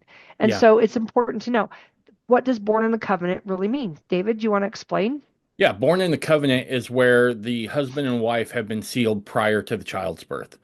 So, just as an example, when Amber and I first got married, I wasn't a member of the LDS Church for a year, so we couldn't go in to be sealed. We had to wait a full year from the time I was baptized. And because we'd been married a full year, Amber got pregnant really quick. She has the baby, and he's not technically sealed to us, right? And so we have to take Tyler back in and be sealed. Now, all of our subsequent children are born in the covenant, meaning that they came to us, they're born after we had been sealed. So Yeah, it's basically having a child after you've been sealed to your spouse. correct. And so, like with my grandparents, they were married. They were married in the church. They lived in Canada, and they had a child before the Carson, Alberta temple was, dedicated and in use. In fact, they helped build the temple. And um, when they went through that first session, they got sealed. Then he, I mean, any other kids after that were born in the covenant, but the first one was not. So their daughter was not, but the next child was a boy, and he was listed as born in the covenant, and all the rest of those children would be as well. Right. Yep. Yep. So very two good examples for you there. Now, and we also know that he was born in the covenant because, if we went and looked up the parents' records, it would say when they were sealed to their spouse Gotcha. on their records, and you would go, okay, well, they were sealed in March of 1860, and he was born in August of 1861. So, of course, he was born in the covenant. Yep. And sometimes you'll notice that these records get kind of muffed up a little bit on Family Search because of all that merging that I talked about. And so pay attention to those little details. Take the time to look things up and know, is this true? Does it really need to be done? Was it done within an acceptable time frame that I'm concerned with, or not? Right. And always, always, always pray. Yep. Pray and seek guidance. Keep that always in your heart. So the next thing we're going to talk about, now that we've talked about a couple of records, right? Forms that we fill out to help us, but I'm going to talk about record keeping, then we're going to move on to how to do some recording, and then we're going to talk more about record keeping and back and Hey, forth. no, sounds good. Okay. Do you have any questions on anything we've No, covered it's up to this been point that we need to super. review? Nope, been super clear. Okay, good. Okay, so for record keeping, this is important. I cannot mention it enough. It is very important to keep accurate records of what you've discovered. Have your logbook, um, a notebook, whatever, next to you when you're doing things. I mean, here's something, interesting is that I have always, since I was a little kid, whenever we go somewhere, we go on a road trip, stop at a cemetery. I cannot tell you how many times we picnicked in cemeteries versus eating out at a restaurant because we were doing stuff for families. And That is that such the Mormon thing I've ever heard. and that's the thing we do. And I cannot tell you how many, I mean, on my phone, I cannot tell you how many pictures I have of headstones and cemeteries and us sitting around a headstone and having lunch together or getting a family shot on it by a headstone. I cannot tell you. That is So so it Mormon. is, Oh, it's very Mormon. And it's very fundamental Mormon, by the yes, way. yes, it is. Oh, that's Um, great.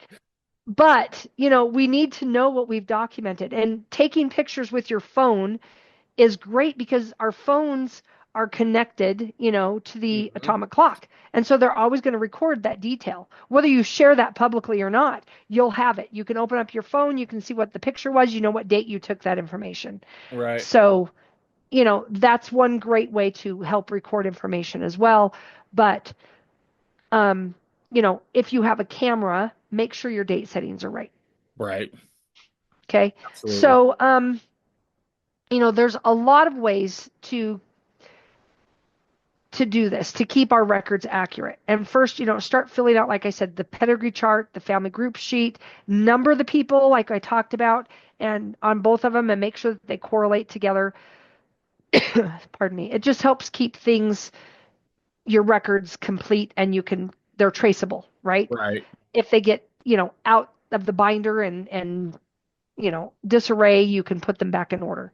And so, yes, that's paper trail. There's your tools online, your software, your online tools, they're going to help you keep that together. But I have both. So I just want to gotcha. make sure, this can be printed or on a device. You need to be organized. Once you have your pedigree chart filled out and you've decided that you need to store this permanently, um, I want to talk a little bit about that. So what are some options? Um, Start with free options and expand as you need to do. Okay, So free options are, I'm sorry, you're talking good. too much. So free options for genealogy websites, there's several of them that allow us to build a tree for free. But if you want to do research, you're going to have to pay either Right, a monthly or a yearly service. Okay. Um, So some of those online options are Ancestry.com, Legacy Family Tree, MyHeritage. Those are some online services that you could use, along with Family Search.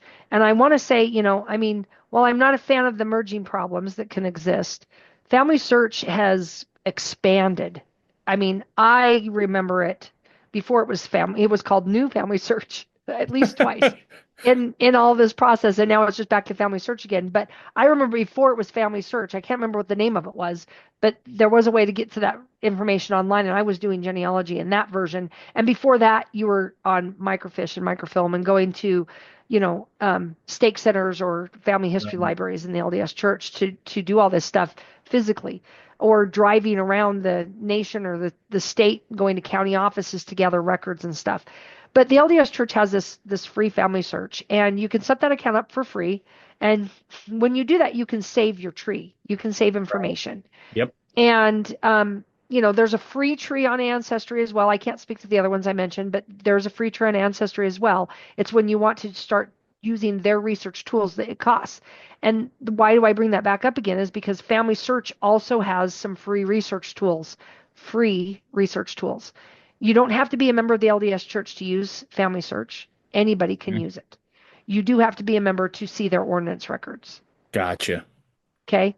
But you can use it, and they have a ton of stuff that they have digitized and indexed and put online.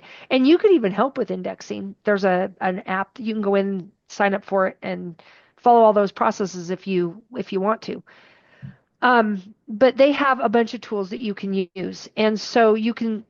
you can see what you've entered, and then boom, that tree will just expand all of a sudden because you'll hit one person and they'll be like, is that this person? And you look at all of your records and you're like, I think that's the same person. And you look into it, and Hmm. once you add them to your tree, a whole bunch of stuff will expand. Now, I'm not saying that they're all legit. You still need to do your due diligence and decide whether you agree with what just happened to your Gotcha. tree and that expansion. But because some people, aren't as due diligent, don't do their due diligence, I should say, Right. and assuring that, and they'll take any hint that comes along or Right. tip. Okay. So you want to make sure that it is your person when Okay. you have them in your tree. But anybody that you disassociate once you've connected with other people will disassociate them from those other trees as well. So be Gotcha. cognizant.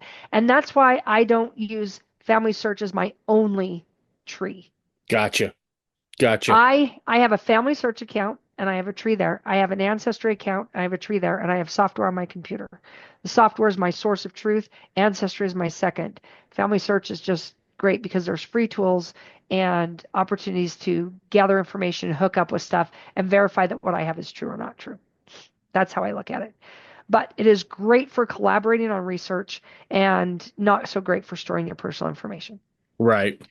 I Okay. also want to mention that even though there's free accounts and you can put in live people and dead people, the live people will not show up to anybody else except for you logged in as your account. Oh, okay. So even like I said with my mom, when she died, I went in and I marked her as deceased. I noticed that there was a whole bunch of other people that were marked as, that my mom, had entered my mom's records and they had marked her as deceased within a month or so of her passing. And now all these had to be merged into one.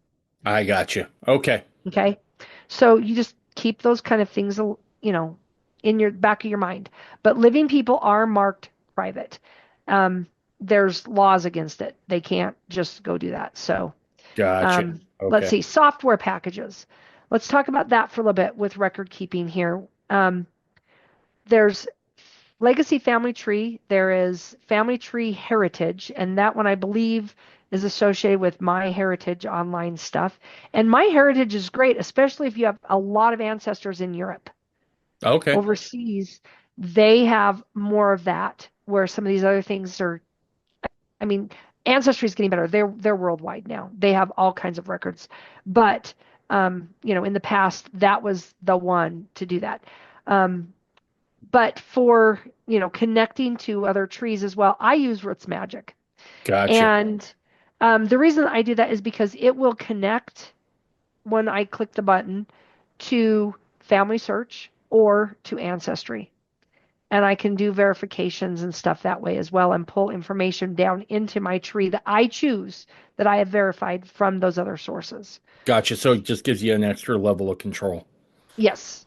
Gotcha. Yes. And then I know that whatever's in my Roots Magic tree on the software, I know I'm good because I've done my due diligence. Gotcha. Okay. Okay. And also, just for the record, I don't work for any of these companies. Right. I'm not promoting one over another. I'm just saying, I've done some research on this and this is what I'm using. And Gotcha. it's worked really well for me. Okay. So, okay. Let's talk about recording names, dates, and places. So, we're going to start with, you know, we're recording information here and we need to know how to write it down. Right. Some of us, if I had a whiteboard right now and I was in a classroom setting, I would be writing various ways that people can write dates. Maybe it's Right. 1/12/08. Maybe it's, 01/12/2008.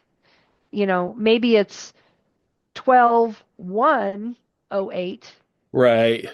and they're all the same dates, depending on where you Right. are in the world and how you learned how to write this.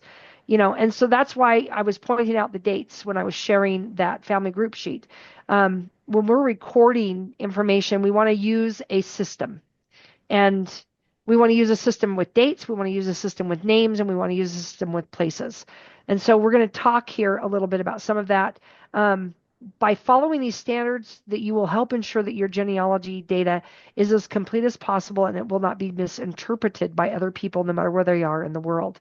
And a lot of genealogy software programs have their own individual rules about entering names, dates, and places.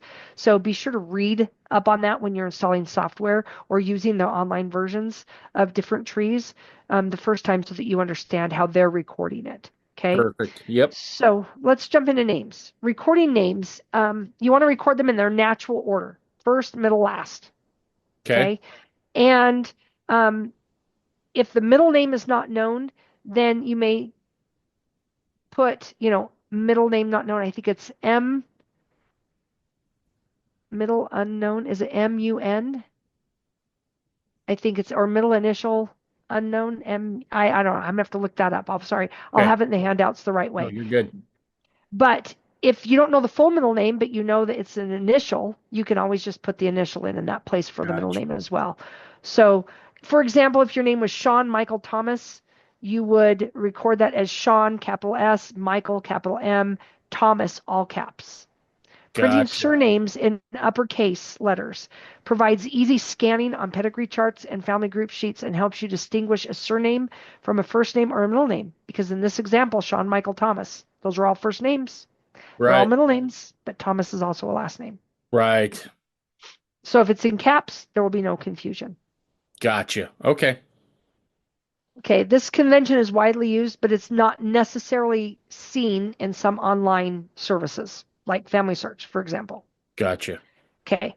When you enter a woman's name, you need to record it with their maiden name, which is their surname, last name that they were given at birth, rather than with the husband's name. So when you don't know the female's middle name, then only put their first given name on the chart, and then maybe follow it by an empty parentheses. So Uh, here on this example I have with nicknames, how it has Debon in parentheses. right. If you didn't know that, it would just be blank. Okay. Okay. On that example, I put this up here because I wanted a whole bunch of examples in one line. So Gotcha. I'm just No, calling that that makes part sense. out. Okay, so some genealogists will also record the husband's name. So example here, Puvi, last name all in caps. That's the husband's name. And sometimes if you record the husband's name, it'll be in parentheses as well, which I don't have on this example. But if it's in parentheses, it's because you don't know for certain what it Gotcha. is. And sometimes when I record it as the husband's last name and I do it in parentheses, I'll put that plus sign in there to trigger my brain that this is needing more information. I see. Yep, that makes sense. Okay. If a woman has had more than one husband, then, you know, you would still enter the given name followed by the maiden name, potentially like this. So you would have Virginia Elizabeth, Ginger is the nickname, Debon is the um, husband's name, and Puvi is the maiden name in caps. So that's one way that you could record all of that information on one line as a name, Gotcha. including the nicknames. So nicknames, we've got that example up there as well. Marvin Hayes, nickname of Buck. I would have never gotten Buck No. if somebody called him and everybody called him Buck. I didn't know for years his name was Marvin and his middle name was Hayes. Did not know. He's just Uncle Buck. So, and it's not like it's, Bill or Liam for William, Right. right? It's Buck. Where'd that come from? There's a story there.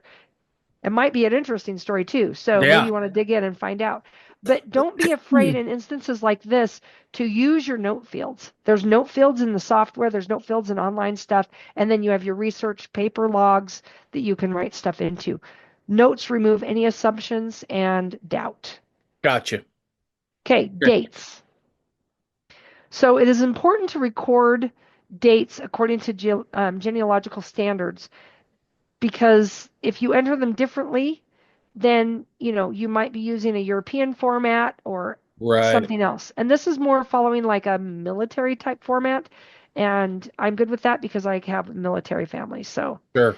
I get it. It worked easy for me, but it might take a minute for your brain to think differently, because maybe we're used to writing them as, for example, June 20th, 1993 would be 6 dash or slash, Oh, okay. 20 slash 1993 or just 93.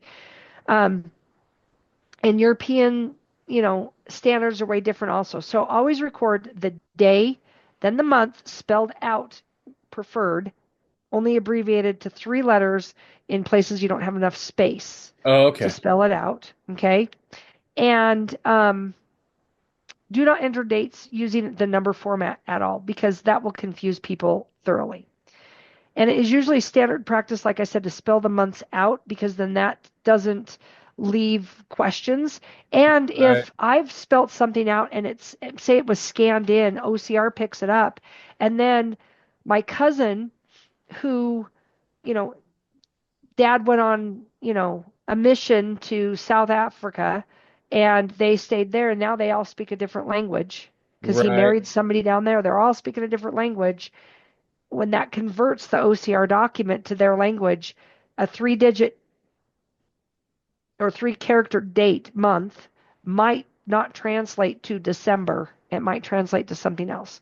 Gotcha. So spelling them all out helps keep records straight. Tremendously. Gotcha. Okay. So we're going to talk about abbreviations a little bit later, but I put some abbreviations up here. Um, Example abbreviations are using a C dot and then a date for circa, an ABT for about. They were born about December 1850, I think. Okay. So I got a question. Circa means the same thing as about, right? Yep. But you'll see it written both ways. Okay. All right. Just curious. Yep. You'll see it written both ways. And that's why I put them both on that line together. Gotcha. Okay. All right. Okay. Makes sense. Yep.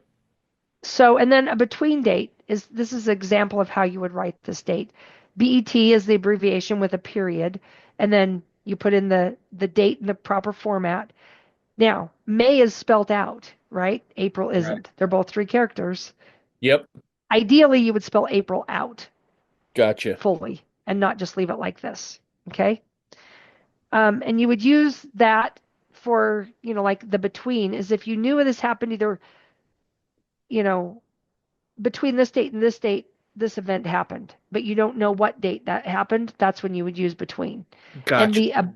the about would be, oh, I don't remember if it was the last week of December, the first week of, you know, January, or if it was the last week of November, first week of December.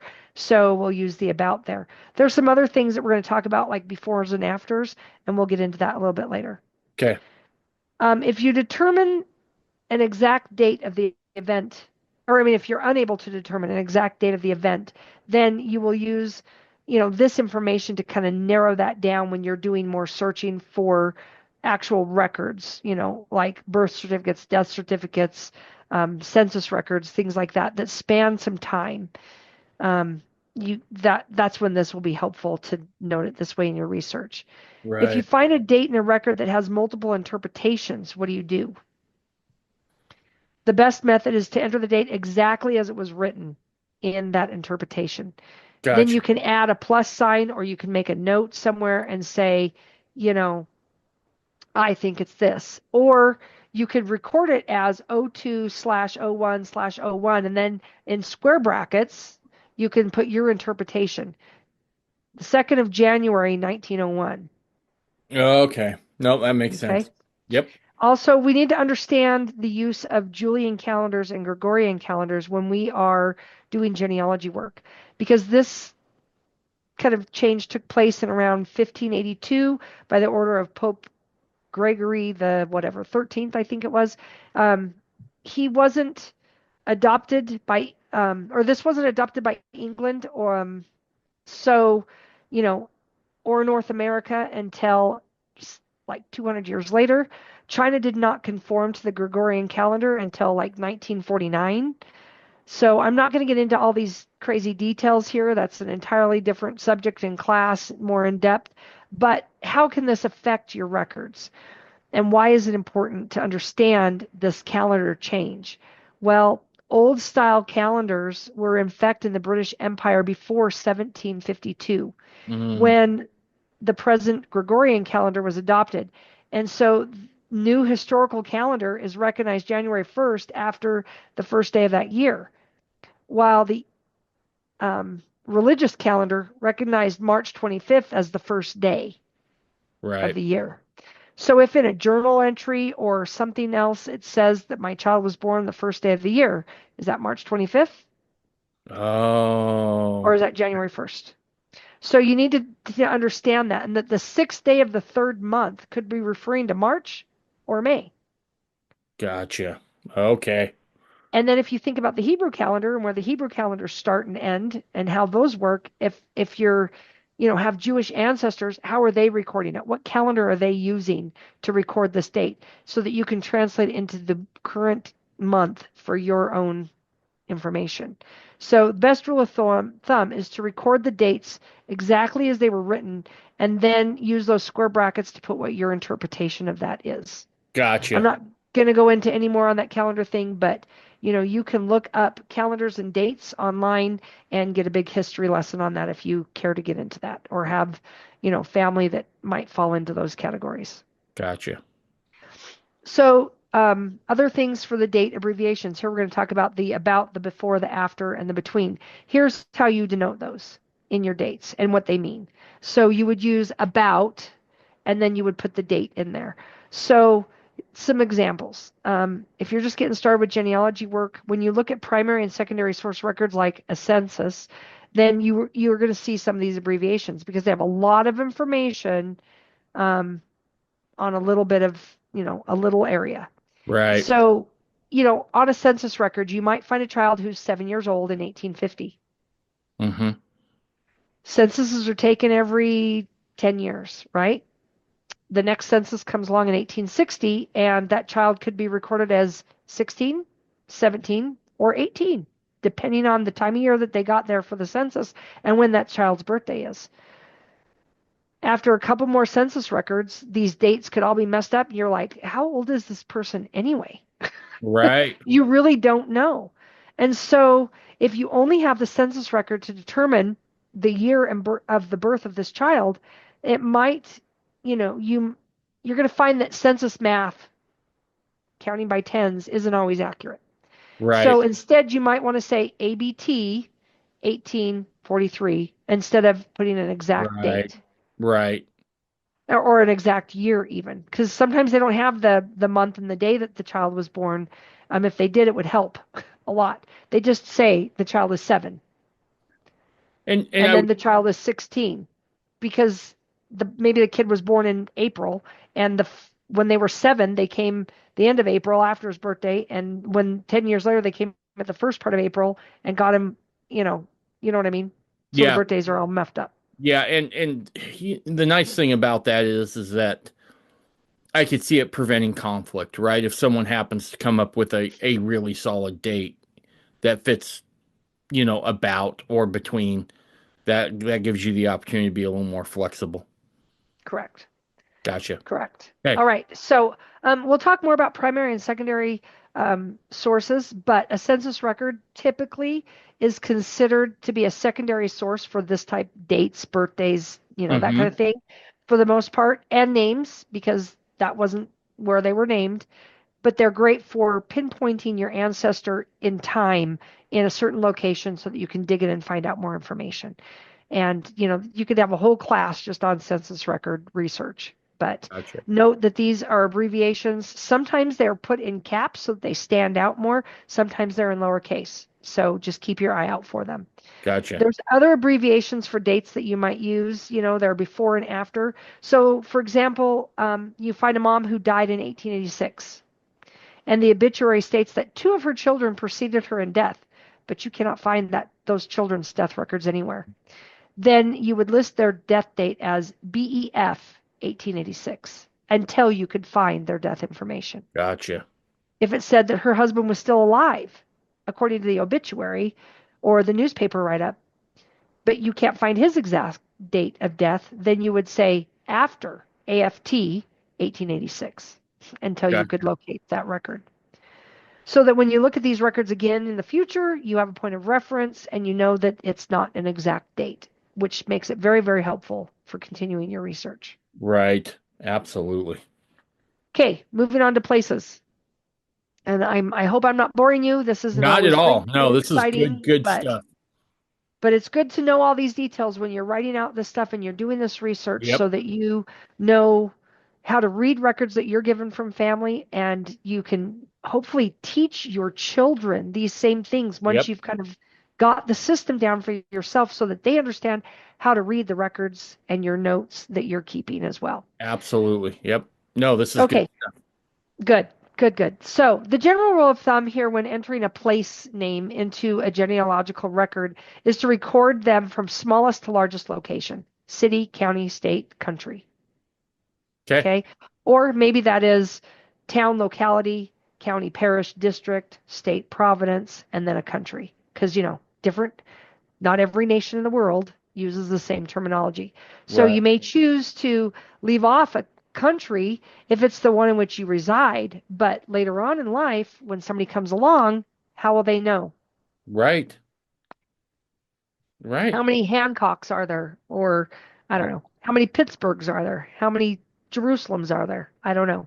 You might want to just think about, that a lot of towns in North America are named after places that people immigrated from. Migrated from. Yep. And so if they immigrated here from there, how do you know if it was in the United States when this event happened versus in their home country if you don't know when they immigrated? So Right. always try to get all of this information that you can.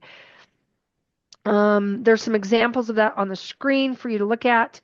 If you have additional place name details, feel free to include them, but be sure that you make a note of it. So, for example, you could add the name of a location in there. Like in Ireland, it might say Bunratty, so you would amend it to the location of Colera, Ireland. So it'd be Bunratty, Colera, Ireland. So this is a smaller place in between the two. And you might see that in a lot of different things. So, like here in this Ireland, you got Colera, and then I can't say all these names, sorry. Um, but I don't want to butcher them. But you have all these different, things where we have city, county, state, and country. They have township, parish, county, providence, and country. And so, knowing the order of which they put all this stuff in here is going to be very helpful. Right. Um, Many paper pedigree charts and even some computer programs do not include enough room to record all of these places. And so you might find some abbreviations that are recorded. Um, and so I've put a couple, place type abbreviations in here for everybody to kind of look and understand for county, parish, township. These are probably some of the most common ones that you'll see. Online sources will use some of these common abbreviations, and I'm going to have some of this recorded in the handout as well. Now, for places, some other things to note: population changes. Wars happen, historic events cause location boundaries to move and change over time. So Right. it may be something as simple as a town which no longer exists in there at all. The whole town's wiped out. Or it could be that this town changed names 3 or 4 times. Right. And maybe it's a little bit more complex where this town was a part of this county or this country, and now it's a part of another county in the same country or a new country. Especially over in Europe, those boundary lines move a lot, and that town stays in the same place. Sometimes they speak German, sometimes they speak French.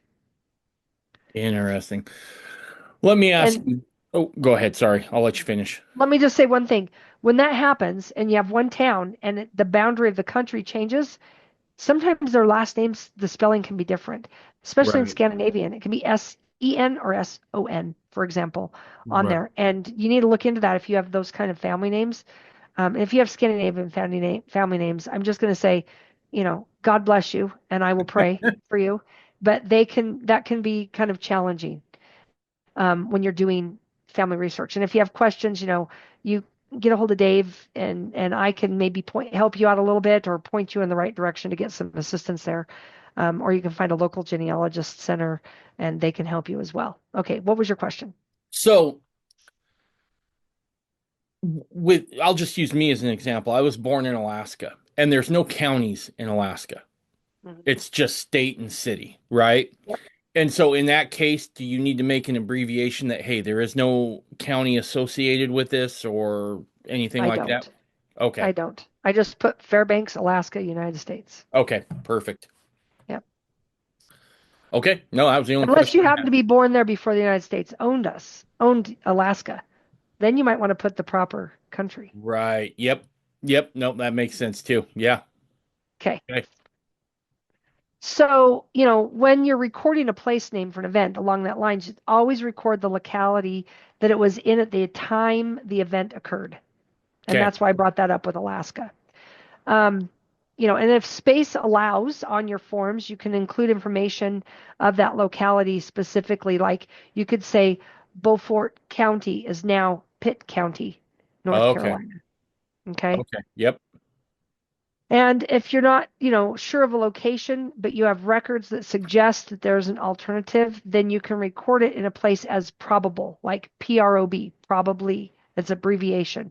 Probably St. Michael, Bristol, Gloucestershire, England, for example. Gotcha. Okay, Gotcha. Okay. let's see. Next, seeing these types of things on the screen. Let's look back at Isaiah Marks Family's group record, and we can see the names and the dates, how they're Hmm. recorded, the names, with first, middle, last, maiden name, dates spelled out where there's space abbreviated like this, where there isn't. All of this is spelled out here for the county and where this is a division in Right. Canada. So, town of Cardston, division, Providence, country. And then when the cemeteries here, it has the name of the cemetery and then the town that the cemetery's in, their division, Providence, and country. And it got Gotcha. chopped off because there wasn't enough room on there. Right. But if you know that Cardston is in Canada and it's above the line above it, then you pretty much figure Yeah. that detail, You right? got kind of, yeah, you got two giveaways there, right? Cardston and Alberta. But Right. the chances that there's a Cardston, Alberta, Switzerland is slim to none. So, True. all True. right. True. So, let's see. We already talked a little bit about christening. So I think I'm just going to skip to the next one and go on with some more abbreviations. So there's other abbreviations that are used in genealogy, and christening is one of them, and it's abbreviated CHR period. Now let's talk about turning names in for temple work. I don't have a birth Okay. date. I don't have a birth date. I don't have a death date. The time frame is 1620, and I'm in England, and there's a christening date because our local, parish, church, chapel, whatever it's called, for what religion they are, Right. has a record of this child being born. It's likely that this child could have died as an infant back then for a variety of different reasons, and all I will have is the christening date. A Gotcha. christening date on a church record is considered a primary source, Okay. That's good to know. and So I that's take that's christening dates for temple records when in our church, I'm the temple matron. And when people submit the records to be approved to do the temple work, they come in, we take a look to make sure that they're real people and we're doing ordinances for real people that existed. I will take a christening date versus the others. okay. So if all you can come up with is a christening date, that's still a primary source. That's good. Yep. Okay. Yep. I'm going to hope that you have at least one of the parents' names and a location, Okay. Nope, that makes sense. or say this was a sibling to these people. you Right. know, we don't know their parents' names, but here's all the kids listed out in the parish records. Gotcha. Okay. Something like that. Okay. DOB, date of birth. DOD, date of death. POB, POD, place of birth and death. MD period equals married. And I gave an example of how that's usually written out on a form. So let's talk about sealings. Mm-hmm. Now, in our church, we do sealing to parents, sealing to spouse. Okay. Right. And when I'm going to be submitting, so here's the order of operations, so to speak. If we're going to talk about math, order of operations, we'll talk about genealogy math, order of operations for temple work. Okay. First, you get baptized, Right. then you can get endowed. Right. Okay. Then you can get sealed. That's the order that we go by for Right. those that pass beyond the veil. Yep. Okay. Standards should be the same across whatever church you're in, right? I mean, In that's my just, opinion, it should be the same, yep, but I don't know what everybody's doing. I'm just saying what I do, what our right, church does. It's not just me. Um, so when they say, okay, I have person A and person B, I have John Doe and Jane Smith, and I want to get them sealed. gotcha, I want to know who they were married to, if they were really married in their in real life, right, like you and Amber, Dan and I were really married. right, And, you know, so now I know I can proceed with the sealing, and that it's not just two people willy-nilly that maybe were never married or were married to other people, but I think it's a better idea to do this. We're not in the business of breaking up families. right, We're in the business of connecting families together for eternity. right. And people made choices, people were married to certain people, and that's how our family is tied together.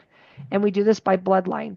And so, I might have a married date, but I don't have a sealing date. And so I might have a married date and a death date, but I don't have a birth date, but I Right. know they existed. So I can go ahead and I can do baptisms, I can do endowments, I can do sealings because I have that date. Okay. Okay. So now I'm going to ask you an esoteric kind of question, and I may Oh end up no. editing this part out. I don't know. Depends on how this goes. So let's say you have a relative who died when they were 16, never had a chance to get married. Do you ever see a chance? I just saw you close your eyes and nod your head like crap. He's really going to go here. No, Um, just do it. It's okay. let's say, they didn't have a chance to be married, but that's an exalting ordinance, right? That's the purpose of the temple work. Mhm. Do you just leave that blank, or is there room there for some revelation to be had and have that person sealed? Okay. This is a very good question.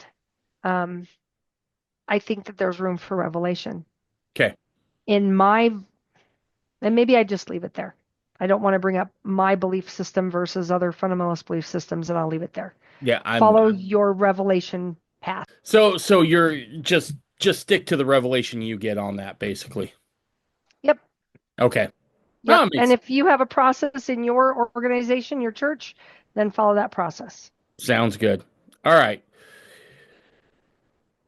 Awesome. Okay. So let's talk about a little bit, some more revelation or abbreviations, revelations. Sure. Abbreviations.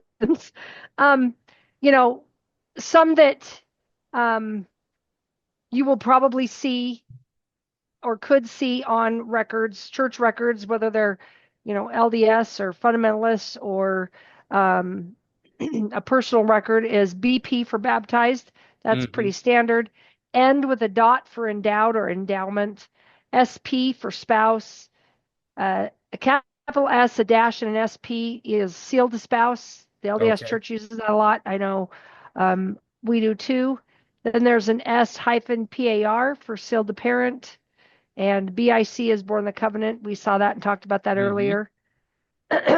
For probably, it's up there, cemeteries, obituaries, um, BUR for buried, DIV with a dot for divorced, UNK for unknown. And then I know NA means not applicable in a lot of worlds, but written this way as it's on the screen can mean like naturalized, meaning a naturalized citizen. Oh, It shows gotcha. citizenship in a country.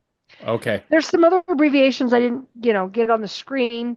And for occupations, there's all kinds of abbreviations. Like, for example, carpenter, CARP. It's not a Right. fish, it's an occupation. Blacksmith, BLK, SM. Shoemaker is done a couple of different ways, like SCHM or shoe M. Hmm. So, just watch for different abbreviations, especially on census records. That's where you'll see a lot of this, because they don't have a lot of room. Right. Nope, that makes sense. Yep. So, okay. Research basics. Um, you know, a lot of people are like, I am not a researcher. I am not a historian. Well, if you want to do genealogy work, you're going to become a little bit of one. A historian with So a we're going to, with a small H. right, with a small h.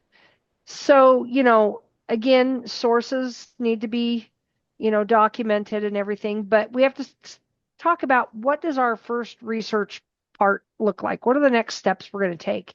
So now that maybe you've gathered some information from around your home, maybe you've thought about interviewing family members, or you've actually done that, or you've entered information onto a pedigree chart or a family group sheet, it's time for the real fun to begin. Digging in and looking at the data and going to places to find information, other places outside the family. So you're ready to fill in other blanks, maybe solidify some of those question marks or those plus signs that we talked about. And, you might be impatient, ready to jump in right now, or you might be feeling a little bit overwhelmed. So let's talk about what those next steps look like so that maybe we can, have a good path forward here for us. Sure. So the first step of your research is to decide which branch of your family you want to begin with. Right. The maternal side or your paternal side, right? And Right. you'll start, like I said, you start with you and then you work backwards from there, depending on which one that you want to look at first. And, you are not limited to these four branches, of course. If you've gone back those um, four generations, then you can expand because, on that fourth one, there's Right. two for each of your grandparents. And so there's more family tree lines that you can look into. And then once you've gotten the research to that first sheet of your pedigree, you're going to expand and make a new pedigree for each one of those on that Gotcha. last column. Okay. Gotcha. So all those great grandparents are going to have their own pedigree sheets going backwards, and it just repeats. And that's why the numbering of these pedigree sheets is important. And so maybe you've done some family search and you're back to like your fifth generation or something. Then, you need to look at those sheets and determine, where am I starting on there? Right. Okay. Okay, that makes Um, sense. let's see. There's nothing more discouraging than blindly searching the internet for information on all these surnames at one point in time. That's why we want to just stay right where we are in our lane. We don't want to put little bits and pieces that start floating around to us on an internet search, or that maybe are floating around our heads and miss very important clues. So stick with what you know. Okay. And, there's going to be times such as you're going to have to go to a library. Maybe you come to Salt Lake. I know plenty of people that aren't even LDS, or that don't even follow Joseph Smith, that make an annual trip to Salt Lake for a few days because it's a hobby of theirs, and they just dig in and start looking at their family. Mm-hmm. Um, my ex-husband's boss was one of those people. He was huge into it. I mean, I didn't realize it, and I bumped into him there one time. I was like, "What are Really? you doing?" So yeah, it was pretty cool. But just start looking at your surnames, pick where you want to start so that you don't miss something, right? And stick with Right. that line, because it's easy to, when you start doing two names at once, it's easy to go, okay, I'm on the Smith and Jones's line. My Right. mom's line, Smith and Jones, and I know this much, that they were here together, but then they get separated out. But if you don't stick with one family line, you might get the history mixed up and record dates wrong. So, I mean, it happens to the best of us. We go back, we have to fix it, but just know, you need to know Gotcha. what geographical locations that they lived in and a little bit of history about them. What did they do for livings? How many kids did they have? You know, um, Maybe were their parents also there? What was their religion? You know, that kind of a thing. Learn Right. about their social skills and ties to the society in which they lived. And then, you need to go and you need to stick with that group for a while. Go back two or three generations before you decide to switch lines. That way you really get to know that family very well, and you know when something's off instinctively. Okay. Can I share a little story? Please do. Okay, so I think I was about, I don't know, 14 or 15. I think I was 14 years of age. And I was raised in the LDS church, and my aunt was a genealogist, and um, I was over actually at one of her friends' house because I was friends with their kids. And we were having a slumber party, and the phone rang. And I heard the mom answer the phone, and I knew that she was talking to my Aunt Sharon, because my Aunt Sharon the previous day was telling me that they were working together on this project, and she was helping her with some of her genealogy. And some of us had went into the kitchen, and she, was a corded phone on the wall, right? So she's sitting at the Right. dining room table attached to the wall talking, and there was a jar on the counter, and there was a bar, and the jar was up against the wall. And we were making popcorn or something for a movie, and all of a sudden this jar started moving across the table or the counter. Like Now, on the its own? mom on its own. The mom is sitting at the kitchen or the dining room table, and we're standing in the kitchen, and this bar area is between us, and this jar just starts sliding across the table. And then, and I know it kind of sounds really weird, but then she said, because we made a comment about it, and one of us grabbed the jar, and then my Aunt Sharon had told her about something that had happened at her in her office, where this pile of papers, at the same time the jar moved, this pile of papers just went and landed on the floor. And they were talking about a relative, trying to figure out some information so they could continue on and get past this brick wall. Well, it freaked my aunt out a little bit. It freaked out this lady. It freaked out all of us girls for sure. And um, they went on talking. We went on back to our movie and thought that was weird. Well, later when I went back home, and my aunt lived right next door, and I spent a lot of time at her house. Um, she was telling my mom and I about the night before, and I said, I was there at Linda's house when that jar moved across the counter. Huh. And so these papers that flipped up and landed, the paper that landed up had a name on it, which happened to be the name that they were looking for. And it was a list of known facts about this individual. And one of the known facts about the individual is that they really liked cookies. Wow. There's little links and there's little things that you might see or hear that could maybe help you. Your ancestors want to help you, they want to give you clues. Now, Yeah. not everything is going to be that obvious and blatant, just so you Yeah. know. Yeah. See, that's enough to freak me out. Like a nice, like, little dream or something like that, that'll be fine. But crap starts moving on its own, and I'm gonna hit the panic button. So, like, I I hope it's not that way for me, but I get what you're saying there, right? Is that we can expect help coming from the other side on this. Um, Yeah. because quite frankly, we're gonna need it too, right? I mean, we're going back in times where they weren't great record keepers, and we're gonna have to figure out how to piece this all back together. Yep. Definitely are. I'm going to share another one though, something a little bit more closer modern days that Yeah, happened with me. Um, I was helping a friend. They actually turned some names in for our temple, and Dan, as the temple president, was reviewing them. And he, came into where I was at in the office, and he said, "Hey, this family that she turned in. And I'm just going to say their last name was Smith, just to, sure. tell the story.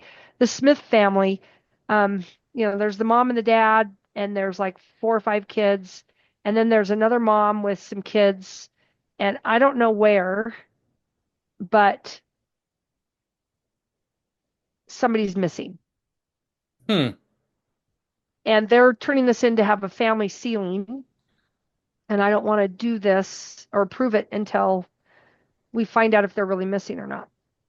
Interesting.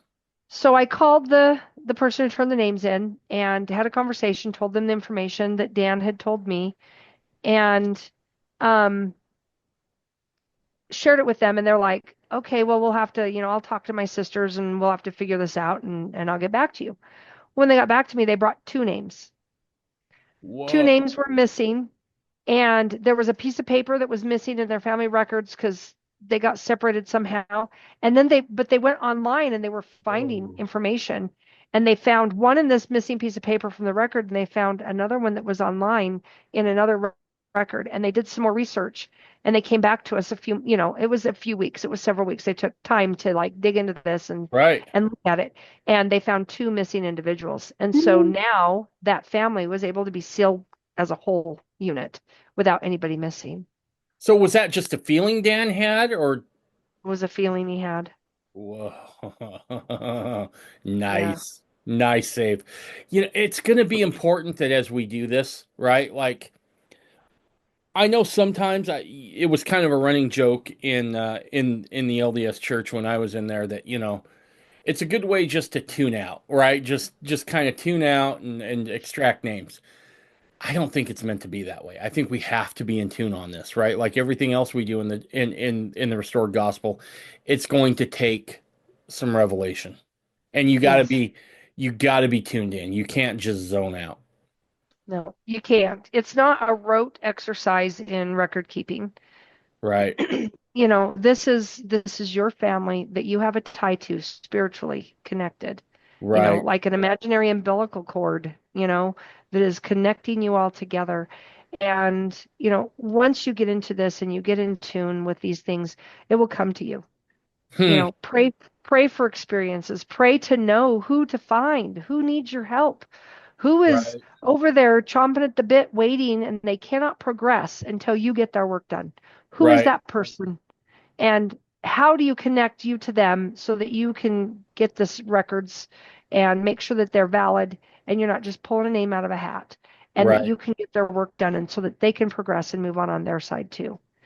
And I also want you to,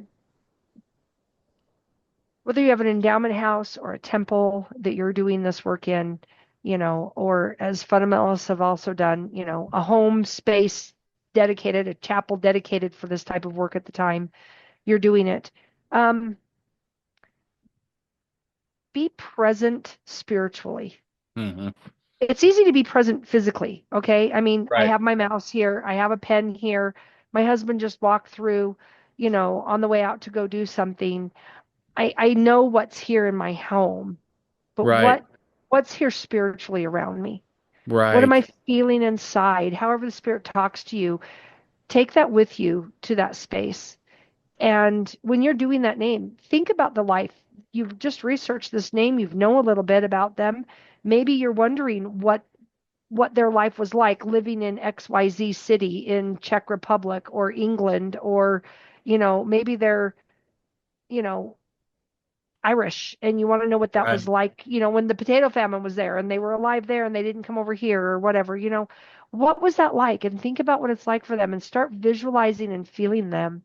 And then you're going to have better experiences in the temple as well. And you'll know that they're there also. Now, I don't know, in the LDS church, I guess I'll put it this way. In the LDS church, when you first go through the temple for yourself, you're given usually an escort to go with you and accompany Hmm. you so that you know how to proceed through the Right. ceremony. Okay. I firmly believe that when I take a name through the temple for my ancestor, that they're there spiritually and that they have a escort on their side. Yep. So you might feel two people around or more, depending on how, I mean, you might feel more than just the name you're taking through, but Right. you're going to feel them. You're going to see them. They're going to be there with you. Yep. If you have the spirit with you, you'll be able to discern that, you know. Anyway, so moving on, once you've selected this family name, you need, like I said, learn a little bit about the geography and the history of the area in which they live. Have a good understanding of what the political and historical events are in that time period in which your ancestors lived so that you can get insights into, you know, what their life was like and also where to look for records. Geographically, boundaries change. Politically, boundaries change. And places' names change over time. So, maybe there's an area in Poland where several times this has happened where it was Poland or it is Poland now, but it was Lithuania or Czech Republic or something. Those boundary lines change all the time. Ukraine's boundaries are changing today as we're recording this, over the last Right. 2 or 3 years. You don't need to be an expert. You just need to look into the history a little bit more, because it'll help you feel less frustrated when you understand these political and geographical changes that are taking place at the time when your relative lived. So, you get to learn a little bit more about history too, and that's not a bad thing. I love history, and I know you do too. Yep. Yep. So, You go know, ahead. since I wasn't going to share this, but I'm feeling prompted that maybe it's time. So I won't go into the details here of exactly why, but I think I think the season has changed within Mormon fundamentalism. Um, try to do this here and make it through. My dad had two names. And again, I'm not going to get into the reasons why, but he had two names. And it made doing his side of genealogy next to impossible. I could get right up to his dad, and then everything just was there was no record. It was thoroughly expunged. And shortly before the dedication of this temple out here in Missouri, I was really feeling it, right? I was feeling like, what am I going to do? I mean, I got my mom's side, and that's great. And I'm glad I have that opportunity, but it doesn't go back terribly far either. And so I kind of hit a dead end. And I mean, like, I tried when I was in the LDS church, I stumped those little old ladies who were really good at it, right? Like, I would go in and I would tell them what I was up against. They'd be like, "Oh, we can fix it. Don't worry about it."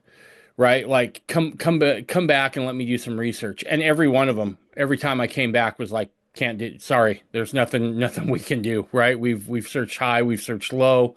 I pulled every string I can think of pulling on, and this may just have to wait until after the millennium. And so it's getting close to dedicating this temple, and I realize I gotta somehow come up with my own names, right? Not to say that people wouldn't have been generous and been like, sure, you can help me out with mine. I'm sure that would have been the case. But I just felt that pull. And I must have fought it for probably 2 or 3 weeks. And I'm like, fine, I'll get back on Family Search, right? I'll just try it one more time. Due diligence sort of a thing. Hmm. And I made the determination to do it. And one night I was just laying in bed and I could not sleep. It was probably it was probably 2:30 in the morning. And I was like, whatever, I'll get up, I'll go to my office, I'll do some work, right? I can get a whole bunch of work done before anyone else gets into the office to start blowing up my phone. This will be good. I sat down and I have like three laptops, right? I got one for work and I got a couple for the podcast. And I'm firing up my work laptop and just the thought hits me. You should really check into your family history. It's quiet, there's no one around. I'm like, fine. And so I hit the power button and then I get another prompting. Aren't you going to pray first? I'm like, son of a, what do you want? Right. And so I say, okay, fine, and I get on my knees and I say a prayer. And I thought, I'm just going to start from scratch. I'm just going to add my dad's name. Not that I'm going to do that again because it's already been done. I have confidence in how it was done. We're good. But I'll just start a brand new tree, start with him and my mom, and then just start working my way back. So I hit my mom's side first because I thought that would be the one that would yield the most fruit, right? I'm like, this is the one that makes most sense to work on because I know what I'm up against on my dad's. And I get back to about where it had cut off before, about the mid 1800s. And then I hit one more back arrow, and all of a sudden it just loads and asks if I want to connect. And I'm like, well, that can't be right. And so I start doing some research and I'm like, oh no, that's right. And so I get that. And then now it goes back to like, I want to say it goes back to right around 1020 AD. And I'm like, okay, well, I'll keep me busy, right? I'll keep me busy for a while. I was like, and I was ready to shut off the laptop, right? Again, because my dad's work had been next to impossible to do. And so I was like, oh, I'm here. It's fired up. I still got 4 hours. Let's see what I can do. So I put in my dad's name. I put in his parents' names. I had those. And then I hit the back button, firmly expecting to, get the blue wheel of death and the question mark thingy again. And I'll be damned if it doesn't load. And it loads way back, Wow. like, like back to Charlemagne, kind of way back. And it took one person doing it. And my reason, and for the first time, I had I had an idea where I came from. I knew for the first time I could be like, oh, I knew my ethnicity, but I did not know who they were. And it loads and it keeps loading and it keeps loading. And I'm like, you got to be kidding. I think for so long, as Mormon fundamentalists, we have been without temples, by and large. And I think the times have changed. I think the seasons have changed. For fundamentalists now, there's no more excuses. I hate to put it that way. I hate to be the bearer of bad news. There's no more excuses, right? You may have to drive, you may have to make a trip, but I mean, I guess you could stay home. It's only somebody else's eternal salvation at risk. I mean, yeah, you could stay home. Way to Um, guilt trip. yeah, I know. I know. I picked that one up good, didn't I? Um, and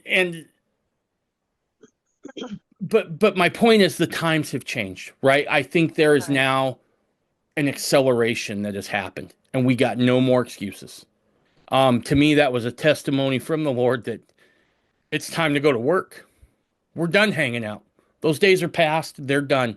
It's time to get active. And what it, not just in temple work, but especially in temple work. It's time to get active. It's time to get front and center. It's time to get present and get cracking because we don't have a lot of time. And I think the Lord is letting us know that. But He's also saying, I got you and I'll help. Yeah. So, Thank you for sharing that. So then that leads to my next part. You got to set a research goal. mm-hmm. So what are you going to do now? Uh, I'm going to keep going back. Well, okay. If I'm not mistaken, I think this comes from, I heard this from you. Once you get to Charlemagne, doesn't it go all the way back to Adam? Pretty much. Pretty much. That's kind of what I thought. And I did some research on Charlemagne. Charlemagne to Christ, Christ to Adam. Yep, yep. And I did some research on Charlemagne. That dude had some kids. That dude had some wives. That dude was prolific. Like as a polygamous man, I'm like, that dude's my hero. Um, because that guy single-handedly, I think, repopulated Europe a couple times. I'm not sure, but I mean, like he was prolific. Um, but I still have my moms to do, right? And I still have to figure out how Charlemagne gets back to Christ, and then Christ back to Adam. So I got some stuff there to put into place there, but I still got my moms to do, right? And now I have a whole new problem, which is just starting to prepare those names, right, to go through. And then I'm gonna need some help, right? Like I was talking to my 22-year-old son. I'm like, you need to get cracking because there's no way I'm finishing this crap all on my own. You gotta buckle down, son. I need your help. Um, Right? and that doesn't include my wife's work, both my wives' work. I mean, Right? theoretically, unless we get some help, there's no way we're getting it all done in my lifetime. And that's true. And I mean, thank goodness we all know what we're going to be doing in the millennium. Yes. And if I could win the lottery, which I don't play, but if I could win the lottery, that'd be helpful because then maybe I could, do more family history work and we could open up our temple full time and have maybe, you know, three or three sessions around the clock or four Yeah. sessions. You know what I mean? Yeah. That'd be amazing. You, But yeah. it's baby steps. You Yep. start somewhere, and that's why you have to set this goal. And so, you got to look at this and go, okay, there's blanks in my family group sheet. What do I want to learn about my family? There's somebody's missing here. I've had somebody come to me. I've had a feeling. The spirit's told me to act. What is my goal going to be? So some people, just want to stick to names, dates, places, and collect as many ancestors as possible. My preference, however, is to put the history into my family history. Right. And beyond the names and dates, I look for information that's going to help me um, walk in my ancestors' footsteps, so to speak, right? And this includes things like what was their occupation? Where did they own land? Were they farmers? Were they cattlemen? Were they, did they just have an apartment in a town? What was their life like? Who were their friends? Who were their neighbors? And then some, like, okay, earlier this week, I was looking at my mom's parents' um, funeral program, and I'm Hmm. like, who are these pallbearers? You know, some of them were clearly family, and I knew the names, but some of them were not. Right. And I was like, who are these people in their life? And were they? And then it's interesting because back at the time, my favorite bishop growing up, well, I had two favorite bishops, but this one because I was just going into Young Women's and he was just put in, and he took us on this huge temple tour trip. And well, guess what? His wife sung at my grandmother's funeral. Wow. Holy Yeah. cow. So there's little things like that that you find along the way that really make a connection and make it more personal. So as I collect every scrap of information, it builds out this life and it shows me how I'm connected to not just them, but to other people, to, maybe you. Maybe we are blood related after all, instead of just feeling like there's a connection there, you Could be. know? Could be. I'm a little concerned about that because that might actually give you legal right to hold my head in the toilet and flush it. But I will, I'll run with that. Here's the other thing I'll say, right? I could not have made the connections that I did on my dad's side without somebody else doing their end of it, Part. right? Hmm. Somebody out there, for lack of a better term, backdoored this thing and came in a different direction that I had no idea existed, right? Right. And I've tried to reach out to this person to thank them personally because they'll never know what that meant to me. They'll have no Right. idea. No idea. Um, Yep. and so not only are there blessings on the other side and eternally, but you could bless the lives of people here by engaging in this work. Yeah. I can't think of a much better gift than telling someone where they're from. Um, and keep that in mind as you do this. As if anyone's out there like me, like, damn, the football game's on. I would just much rather get a pizza and sit down and watch the game. But there's far more worthy things for us to do. Yeah. There are. And I think that there is times for those down times in those really good Sure. football games. Especially if, Boise State decides to be a better team and they're back in the game again. Yeah, So that did not go well for us this time around. it's So not. Ann and I both spent a lot of time in Western Idaho. So there's a natural love and affinity for the Boise State Broncos, but they Yes. did not show up when it mattered most. No. Sad. Sad but true. So, okay, what do you do after you've decided which family line you're going to go on and you've learned a little bit more about them? Then you're going to set this goal and you've set a goal to do something, right? Now you've got to start doing the actual work in the searching. So we've got to start tracing our family back. And maybe, if you're in the United States listing, maybe that's back to the immigrant family and where did they come from, you Right, know? And if you're listening in Europe or in South Africa or Central America or wherever and your family's been there forever, where do you go next after right, you've gone to and exhausted all of the resources in your community? What's next, right? So right. it's important to set these goals. And, you're going to include long-term goals and short-term goals, Mm-hmm. you know, when you're doing this. And part of that is going to involve preparing your names to go to the temple. Okay. Right, But your long-term goal may be that you need to learn where your, O'Donnell family came from in their, and what historical or ancestral homeland was right, in their life. Where did they live? Were they Irish? Were they Scottish? right, Where did they live? And, how long ago did this happen? Sometimes I'm like, I'm going through it. Because I've gotten back pretty far and I'm looking, I'm like, where am I going to find the immigrant? And it's like, they were one of the first ones here. right, And, you don't know. And it's also fun when you go down some of these tangents that you can like look at things and connect and say, okay, how many people were on the Mayflower? How many families? Well, I come from like 8 or 9 of them right. because those families intermingled and married and everything, and so it's great to have those connections. I also have King Charlemagne on 2 of my lines, and it's interesting to see how that came about and which direction it Right. happened. You're going to go with the shortest connection to call them your whatever umpteenth, great grandfather is. But, you know, several generations ago, you're going to find something that is going to open some more things up, like you did with your family.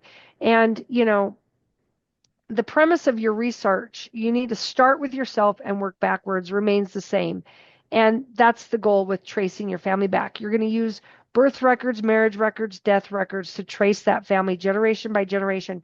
Because when you do that and you don't skip, you Right. know that you're on the right track and that this is the family that you've covenanted with. And, I can tell you, I found there were two people with the same name, and their fathers had the same name, but their grandfathers were different.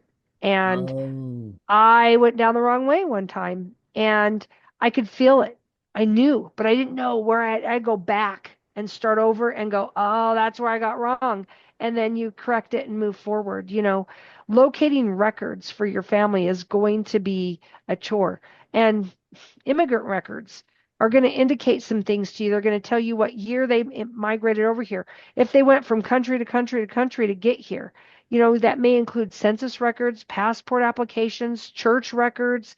It might do all kinds of things. And why do I say church records? Because it might be that, you know, there's a story. There's this guy, his wife dies, they're living here. He calls home to his family. He's now a widow. He's got kids. The father-in-law says to his unmarried daughter, "You're going to go over there and be his wife, oh wow. and Yeah. you're going to raise those kids Yep. and do this." And so they start the progress of getting her here. Well, she couldn't come straight to the United States at the time. It was early 1900s. Rules had changed. So I think she went to Canada, and he had to go up to Canada and do like this courting thing, similar to immigration now, right? You Mm-hmm. have to court to be able to get people here on a fiance visa. So you have to go there and visit and make, the connections. And, you know, he ended up marrying her in Canada, and they Wow. were married, but still it took some time to get her to the United States. And you're going to see this path and this trail that your ancestors took, and it's going to just open up loads of information and gobs of respect for the things that they went through in their life. Right. You know, you need to locate the immigrant family's port of departure as well as their port of arrival.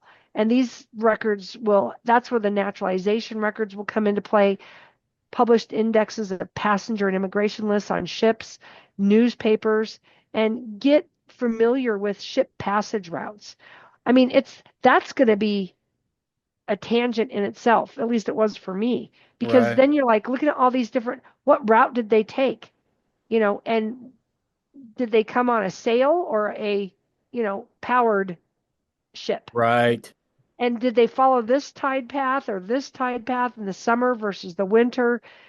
And it's so interesting because then you can start seeing like trade routes open up, and then you can start looking at even scripture differently. you Right. know Right. it Absolutely. just opens up so many things. But write down your goals, just like we were supposed to do in our personal life. I mean, this is January, we're recording this in, and um a lot of people put New Year's resolutions Right. down, and you have to stay with it. If you don't write them down and you don't have a specific place to put this stuff and keep a running list of your short-term goals so you can check them off and see what your progress is, you could get discouraged and give up. Yep. Keep writing them down. Jot down things as you're sitting there. I carry a notebook in my backpack, with me everywhere I go because I never know who I'm going to meet. And on the family search app on my phone, there's, find your relative that's near you or something, right? By Right. location, by proximity. And sometimes you're just out to dinner and you turn it on and you're like, oh, wait, there's like 5 people here that I'm related to. Or Right. you're at an event and you can do that and find out. And I take screenshots of stuff and then I'll go back and I'll follow up with people, try to find them, figure out how we're related or whatever. But, jotting these things down and taking these notes doesn't have to be fancy, and it doesn't have to be, super detailed. It just has to be traceable. So that I'm talking about, Grandpa Smith was born here and great grandma's maiden name was this, and wow, I didn't know they lived in this neighborhood in 1910 or in this town or this state. And you're going to thank yourself the next time that you end up at a library or an event or something where you're doing this. So carry a notebook. So Um, carry a notebook and have picnics in the the cemeteries. cemeteries, yes, that's the goal for this. That's the goal. Okay. That's the goal. That's your homework. Very good. So preparing for outside research. So I've exhausted, all the stuff within my home, within my family, within my community, and now it's time to go somewhere else. At some point, you're probably going to go to a library, do archive research, go to other locations to look up information for your family. And we learn more about the types of places that we can go here in this on this slide. It says things that you can do when you find these places that you want to go. No matter the location for your research trip, you're going to be way more productive if you do homework up front and you know what you're walking into before you go. Right. So I won't say who, but I had a friend who took a road trip and did some family history research, and it was just her and her daughter, and um, slightly different subject, but she carries conceal, and she walked into a place and forgot that that was on there, and found out she could not take that in there. So do your research and Yeah. make sure and be cognizant of when you're traveling what you're doing. And if you have to fly somewhere because you can't drive, what are you going to take that is not going to take up all your bag space? A Right. little notebook and a cell phone with, take camera, pictures is going to be probably the best thing for you. And that's really all you need. But pack your research bag depending on where you're going. Call ahead, find out the best days that they operate, get directions to where they're going. I mean, we have GPS on our phones now and stuff, but still, sometimes GPS isn't always accurate, especially out in the boondocks. So, ask if there's Absolutely. any special requirements to enter. Do you have to sign up for something? Do you have to be a member of their system to be able to go in and talk to them or look at their materials, microfilm, whatever? And some libraries, there's some things you're not allowed to take, and there's some things that they're going to recommend that you take. Right. So sometimes you cannot take anything but a paper and a pencil. You can't take your phone. Right. Sometimes they will allow those. So, and maybe there's usage fees. Take cash. I know that's weird, but take cash with you so that you can pay for usage fees or photocopying things and find out if there's a parking fee or something. Yep. Pack your bag according to what you find out there for this special thing.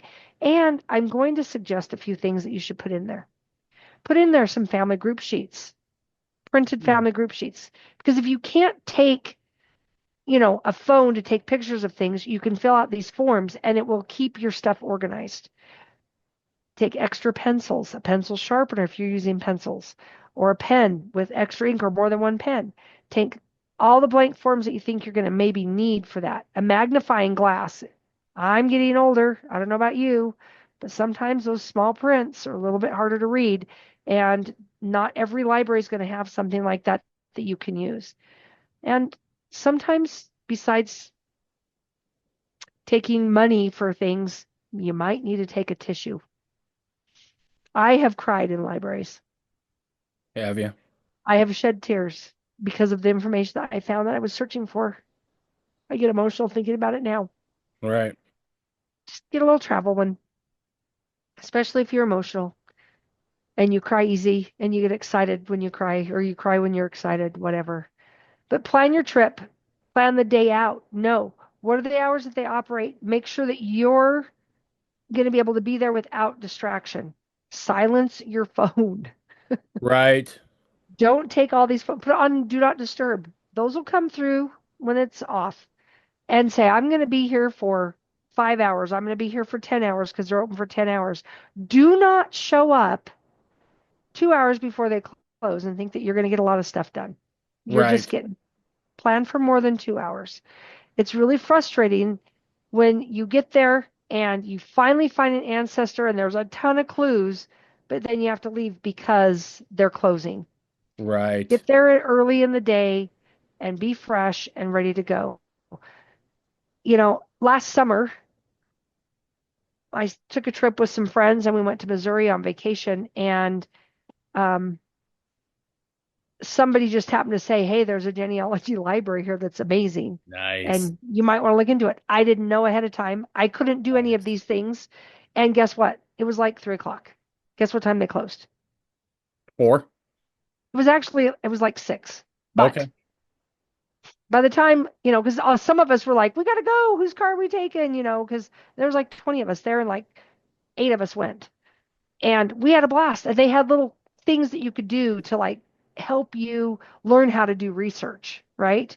They had a little activity thing. And it's right there in Independence, Missouri. It was a dream library for me as a genealogist. And, I might think I didn't have any ancestors in Missouri that I know of. Well, guess what? I found some.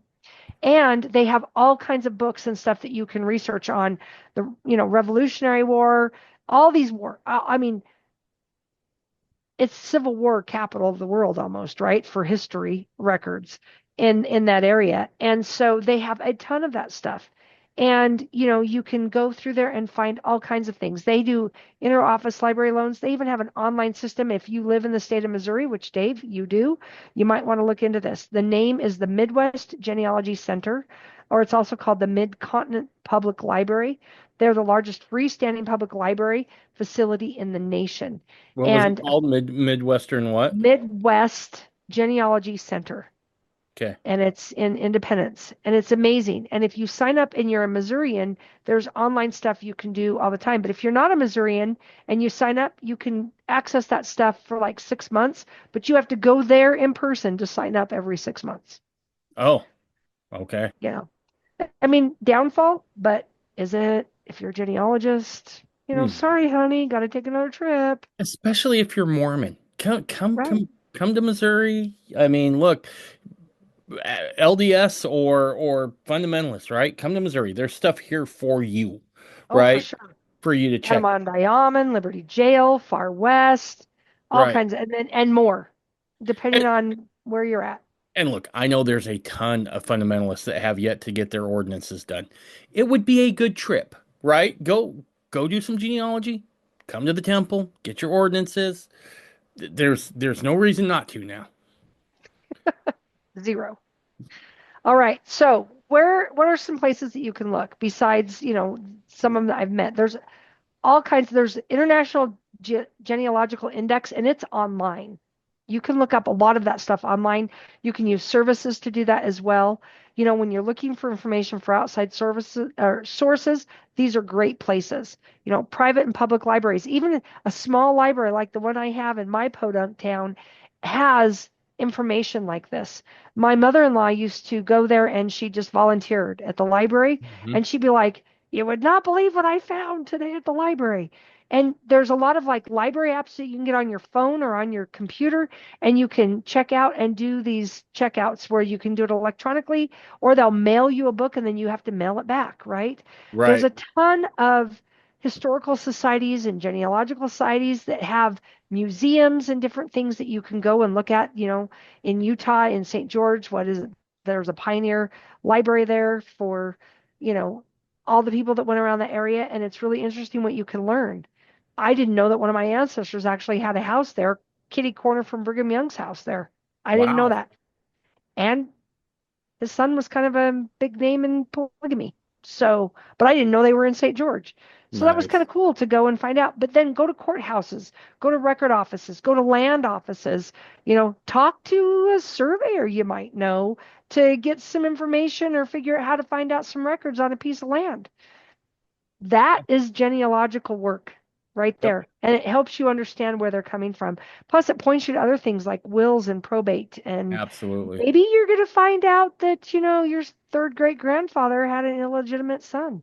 Right. He was in the will. And that's why Granny's been upset. And though the rest of the kids have been upset with him for the rest of their lives. And you have this upsetness. And now you know why. And here's the beautiful thing about that. If you're into awkward humor, would be nothing better than at the dinner table to ask about the illegitimate son around Right. Thanksgiving. Uh, just Right. just gold. I noticed you had down there courthouses and recorders' offices. I have spent my not just fair share, a good portion of my life in recorders' offices as a land surveyor. Now, about 25% of the ladies that work at any given recorder's office in any state within the union are not going to have time for you. But that's just 25%. right? They're going to look at you and be like, the records are back there. Don't talk to me. I'm trying to watch Days of Our Lives on my phone. The other, And paint your nails. right, right.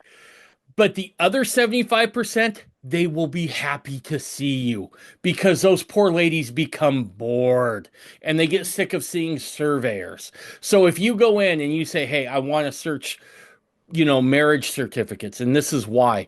Look, the government dings you to just get married. You might as well get some recoup off of that. So go in there and start looking. Those ladies in there, 9 times out of 10, not only will they point you in the right direction, chances are they're going to be bored enough. I don't know how many times I've walked in having to take a piece of land back to patent, meaning, back to when the parcel was first organized, Mhm. um, during like the 1840s or whatever. And those little ladies are good at that stuff. I mean, good.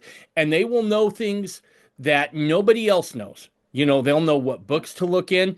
And 9 times out of 10, they're probably going to help you do it. You'll give them Yeah, something and they will be like, I'll help you because they are bored out of their minds. So right. please utilize that. There is a lot of gems within recorders' offices.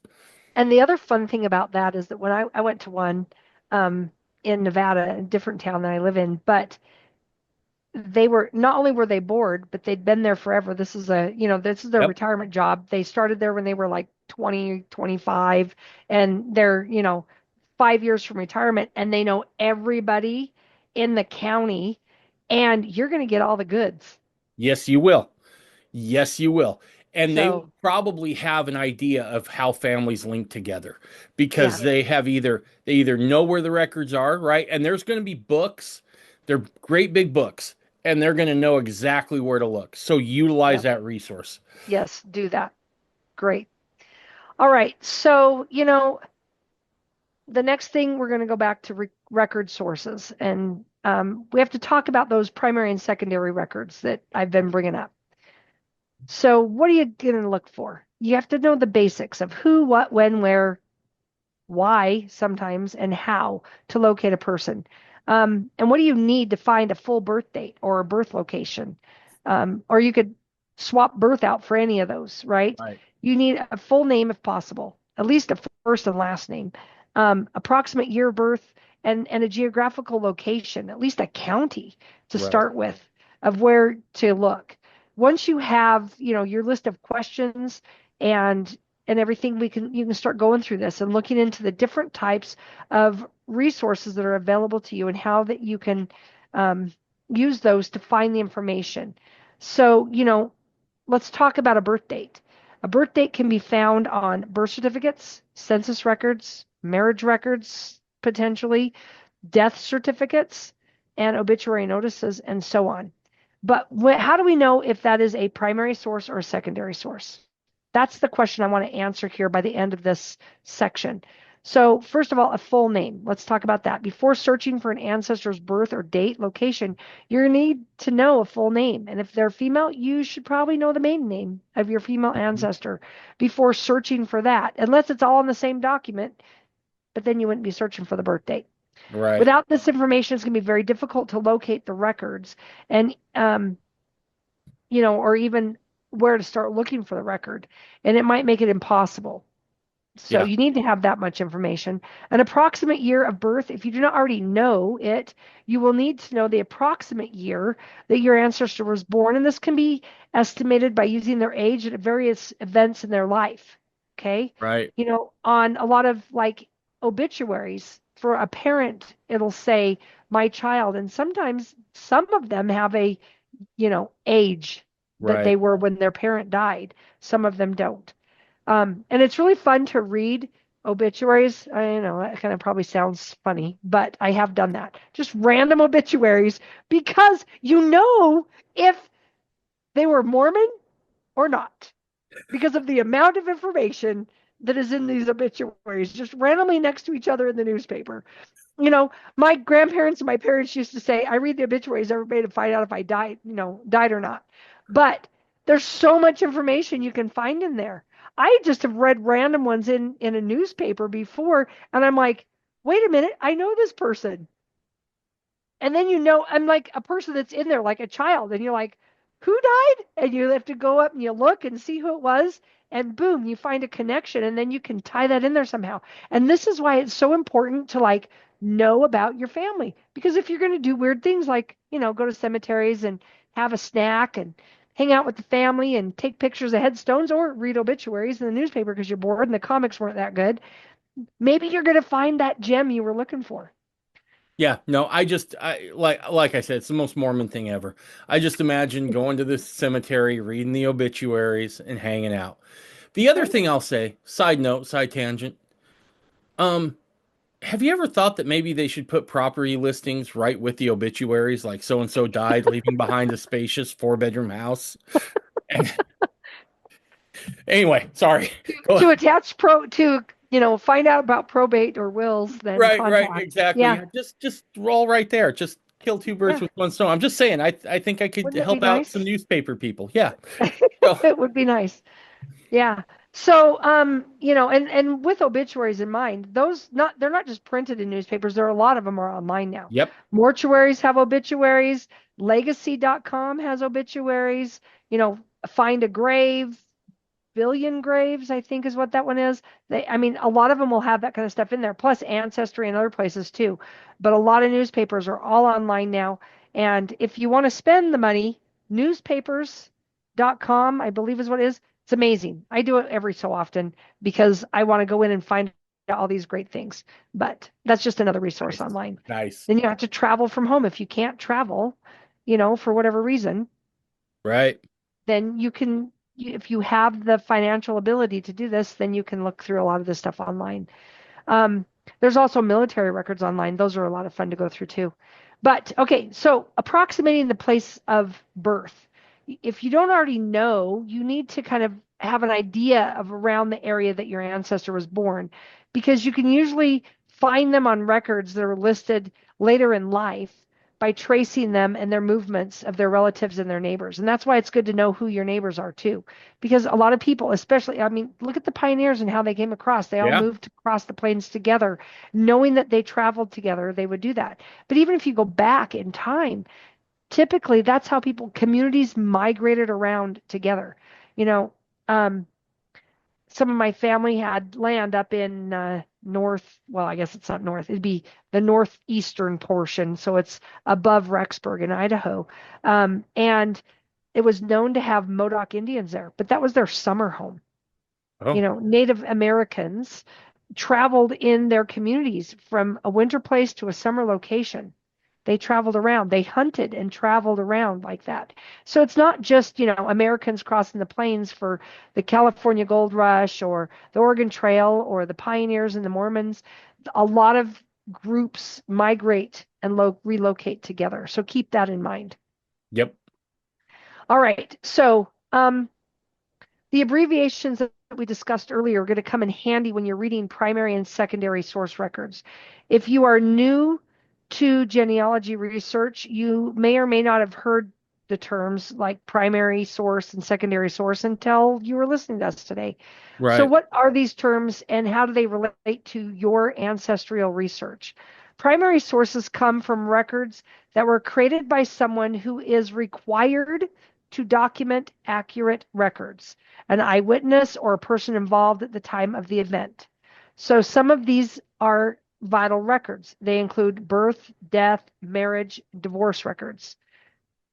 Okay. Those are all primary.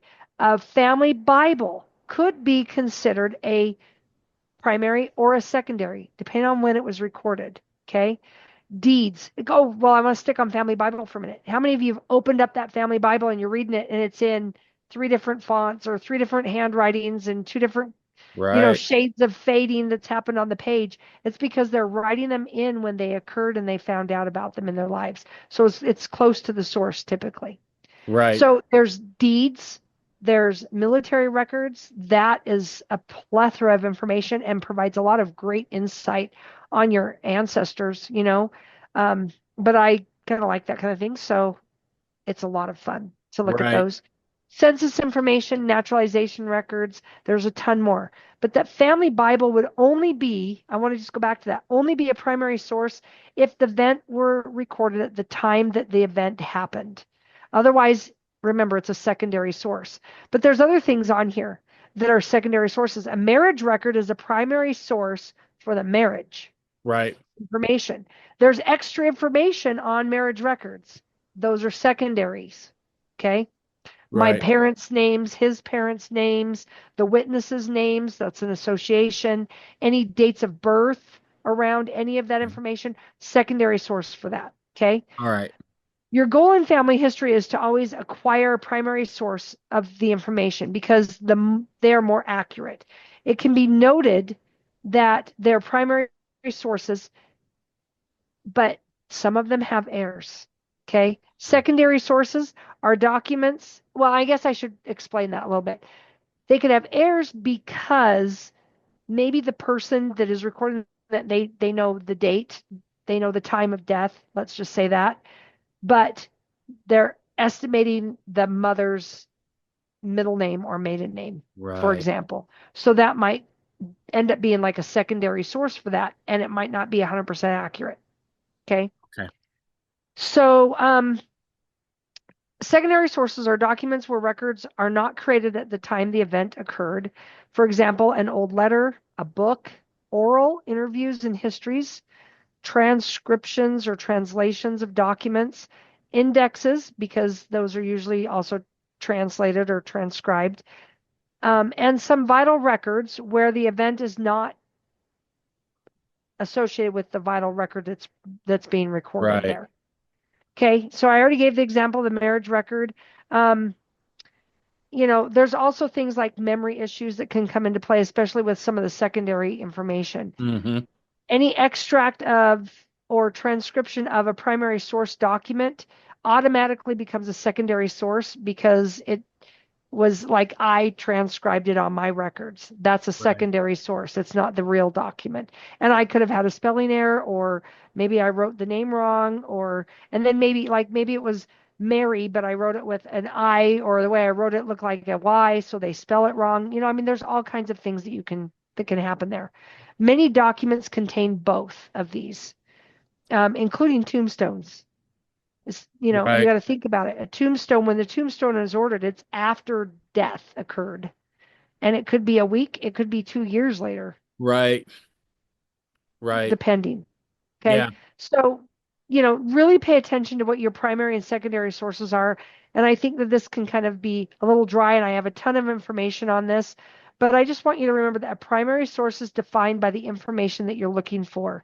A census record is a great primary source for the place of residence of a person or an occupation of a person on a specific date and time, but it's a secondary source for something like a birth date or an age. Right. Okay. In absence of a primary record for a specific piece of information that you're looking for, you would need to have several secondary sources to back it up Okay. in order to follow genealogical proof standards. Okay. Now, let me ask you this, right? Because I am a big guy in I'm a big, let me phrase that. I am a big guy. I'm horribly overweight, but I'm a big believer in um um that it's always function over form, right? Eh, Yep. So at some point, while certainly the ideal, and I think it's something that we should strive for, is to meet those genealogical society standards. Right. We are dealing with something a little bit different here than just tracking down relatives, right? So Hmm. as we've talked before, revelation is going to have to be a huge part of this, where it's not going to be for just a pure genealogist, right? Correct. Okay, Correct. And you're going to know. And like you said, revelation, you're going to know in your heart when you have right. enough information to feel confident that this person is a living person that you can take and do their ordinance work for them. You Yep. don't have to have one of everything that's on the screen. Right. Right. You don't, even under vital records, there's 4 categories. Having one of those to show that they are alive or were alive at one point in time is probably good enough for taking a name through the temple and saying that they did live on this earth. Right. But just remember, no matter where you obtain the information from, document your source, because if there's ever a doubt, you can go back to that. Right. So, and I'm going to give an example for, temple ordinance work. Had somebody come to me, turn in a name, said, yes, I know they were alive. This is good. It's okay. And did the work. Came back 3 or 4 years later, say I was doing some research on this family for someone else. I found this information. I'm not sure I got the name right. What do we do? Mm. So maybe the name was recorded as Peggy, but it's Margaret. Oh, gotcha. Gotcha. And so then they find that out. Now, let me ask you, and I'm not going to give you an answer here because I just want to say this for you guys to think about. What do you do in the temple when you make your covenants? What names are important? Right. And how do you decide? And I'm going to say revelation. This is the only answer I'm going to give you. Revelation is key. How do you decide when you have to redo it again or not? What if Right. you had Margaret, Peggy, in quotes, and then a last name, and you found out that it was Margaret and she went by Peggy, but the last name was wrong? Do you go back and redo everything, or is it okay? What do you covenant with? What Right. name? That's a So just good keep point. that as a check for you also, but go back. If you have kept these records, you need to know if you're turning them in for temple work, you should have enough information to know that they were alive and that that Yeah. was what you knew at the time. And even if there's a plus sign there, like we said earlier, doesn't negate the ability to go and do the work. But think about at least getting the exact, you need to know they lived on this earth. Right. They're your family. And I say that because, yeah, okay, I can go do anybody's work. In the LDS church right now, I'm not going to dog on them, just so you know. But in the LDS church right now, you, I can show up, but I don't have to do my own name. I can do Nope. anybody's name. Yep. You had said earlier, I have all these names, and even if my son comes and helps, I'm not getting them done in this lifetime. Why do you want to take that time to go help and do somebody else's names when you have so many yourself? Yep. Yep. So keep that in mind. And that's why I say it's your family. And then, you know, what part of them is required to make that covenant commitment Right. and to that what information do I need to know to have them sealed Right. as a couple or as a family, plural or singular? What do I need to know? Yep. Yep. And that's the bare minimum that you need to turn names in and process them for entering the temple. But have backup that they existed as a person. Absolutely. Absolutely. Yep. Yep. Good stuff. Okay, I'm going to move on. Here's an example of a primary and secondary source record. Okay. This is a death certificate. It's a vital record. It is a primary source document. On here, George Harris's name is right there, his full name. It says where he was living at the time of his death. So that counts as a locational source record for that information. Okay. Over on, I lost my thing again, but I can get that back. So over here, it has date of death. This is when he died. Hmm. Okay. And it's certified by an attending physician. There's more information below here that didn't get captured. Okay. So this is primary information. This is primary information, and so is this, right? All of this Mm-hmm. is primary information. It happened at the time of death. This also, male, white, married. At the time of death, he was married. This becomes secondary information because for Martha, primary Right. information that he was married to Martha, secondary information for Martha because it has her date of birth and how old she was. Right. Clay? So pay Absolutely. attention to those kinds of things when you're looking at these vital records. So, vital records. Oh, I didn't bold everything here. Sorry. All right. But we've already kind of went over some of this stuff. We need to make sure that you've got completeness of your record, reliabilityness of your record, and availability of getting a hold of a copy of this that you've made, either electronically saved, printed off, or you've wrote a secondary, you know, transcribed a secondary version of there. As you begin your research with vital records, it is important to realize early in the days of registration, not all births were recorded. Right. And I'm going to go out on a limb here and I'm going to say, in the world of fundamentalists, not all births are Right. recorded. Yep. There's a lot of underground stuff still going on today. Yep. And so, what is your source document? Absolutely. And if you want to, go to Cancun, you've got to have this kind of stuff in order to get a passport. Yep. And so you have to start thinking about some of these things. I've helped many a fundamentalist trace out vital records just so they could get a passport or a job. Right. So it's not just for genealogy work. Nope. So, think about some of these things. Depending on the time and the place, were the births, were the marriages, were the deaths recorded? When did the country start requiring licenses? Right. So you think about some of those things. You're not always going to find the same things you have available today. You're not going to find 200, 300 years ago. Birth Absolutely. records tells about the birth. Basically, it says here on the screen, marriage records, there's marriage licenses, marriage registers, marriage certificates, and the information that record contains varies by location and what era and time frame.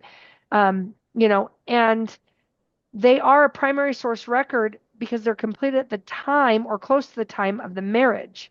But a license itself is not evidence enough that a marriage happened. Right. A marriage certificate is, because I can go get a license and then I can get cold feet and not get married. Yes. Good point. Yep. So if you just because you have a license, dig a little farther. If you have nothing else and you're looking at marriage records for a vital record, stick with that and look farther down the line. Um, Marriage records contain a lot of secondary information, like I mentioned before. But one important thing to consider when researching in marriage records is about that licensing. Keep that in mind. Death records. They're primary source records because they're completed at the time of death or close to it by someone who is present at the death, like or someone who certified the death, like a doctor. Right. Okay. And so make sure that my mom passed away at home. I looked at the clock. I knew I was holding her hand. I knew what time it was. And I told the coroner when he showed up. And, they called me back later and said, well, not the coroner's office, but I think it was the funeral home or whatever said, here's what the coroner said the time of death was. Hmm. It was 1 minute after I had told him when she died. Right. He did his own research, but that's what's recorded. Okay. Right. So the validity of the information on the death certificates, though, can be a little bit tricky because of the other information, like I pointed out on that other death certificate I showed a couple minutes ago. But there are other records that are considered vital records, like divorce records, and that I'll cover in the handouts that you can have. Okay. Obtaining vital records. There's some things you need to know about going and obtaining these records. When you're searching for birth, marriage, death, divorce records, you need to start with the most recent ancestors. Okay. So, like, let's say that besides temple work, you decide you really like this stuff and you want to be a part of the Mayflower Association. You're going to have to obtain certain vital records to prove that your ancestors back. You have to link into the last Mm. known proof with these same types of vital records to know that it's true. Okay. Got. So vital records, will include little nuggets of truth that will help collaborate your work and lead you in various directions. It might be tempting to start with a vital record at the beginning, like a birth, but really you should start with a death record because that's the closest event to you. That makes sense. Yep. That makes sense. And especially, with birth records are protected by laws in many areas, many countries, and obtaining them, it might be more stringent of hoops you have to jump through to get them. And that's for a variety of reasons, illegitimacy, adoptions, closed or open, misused by criminals for fraudulent, identification, maybe misused by criminals to, vote, since we Right. can't do that. Or, just all kinds of things, or go get a job. Right. Maybe all of a sudden, you're getting told that you're married to an extra person legally than you thought you were married to because somebody obtained your identity and stole it and did all these things, or you own a home in another state because they obtained your identity. And now they skipped out and you're held liable because it's in your name. It's important to have all of this stuff under control. So, and all of those things are things that have happened. Yeah. So there's a time period for restriction, which can be as little as 10 years after a date or as long as 120 years after a date. Some governments will allow access earlier to birth records if your request is accompanied with a copy of a death certificate to prove that they are deceased. In some locations, a signed declaration, maybe notarized or something from a family member, is proof enough. And in others, they're going to require a photo ID, and you have to be one of the nearest living relatives in order to get something in the last, say, even 40 years. In some locations in France, they require complete documentation, birth, marriage, death certificates, proving that you're a descendant from the individual you want to get a copy of a record of. So you have to, like I said with the Mayflower, you have to provide all of it back. And that's in France.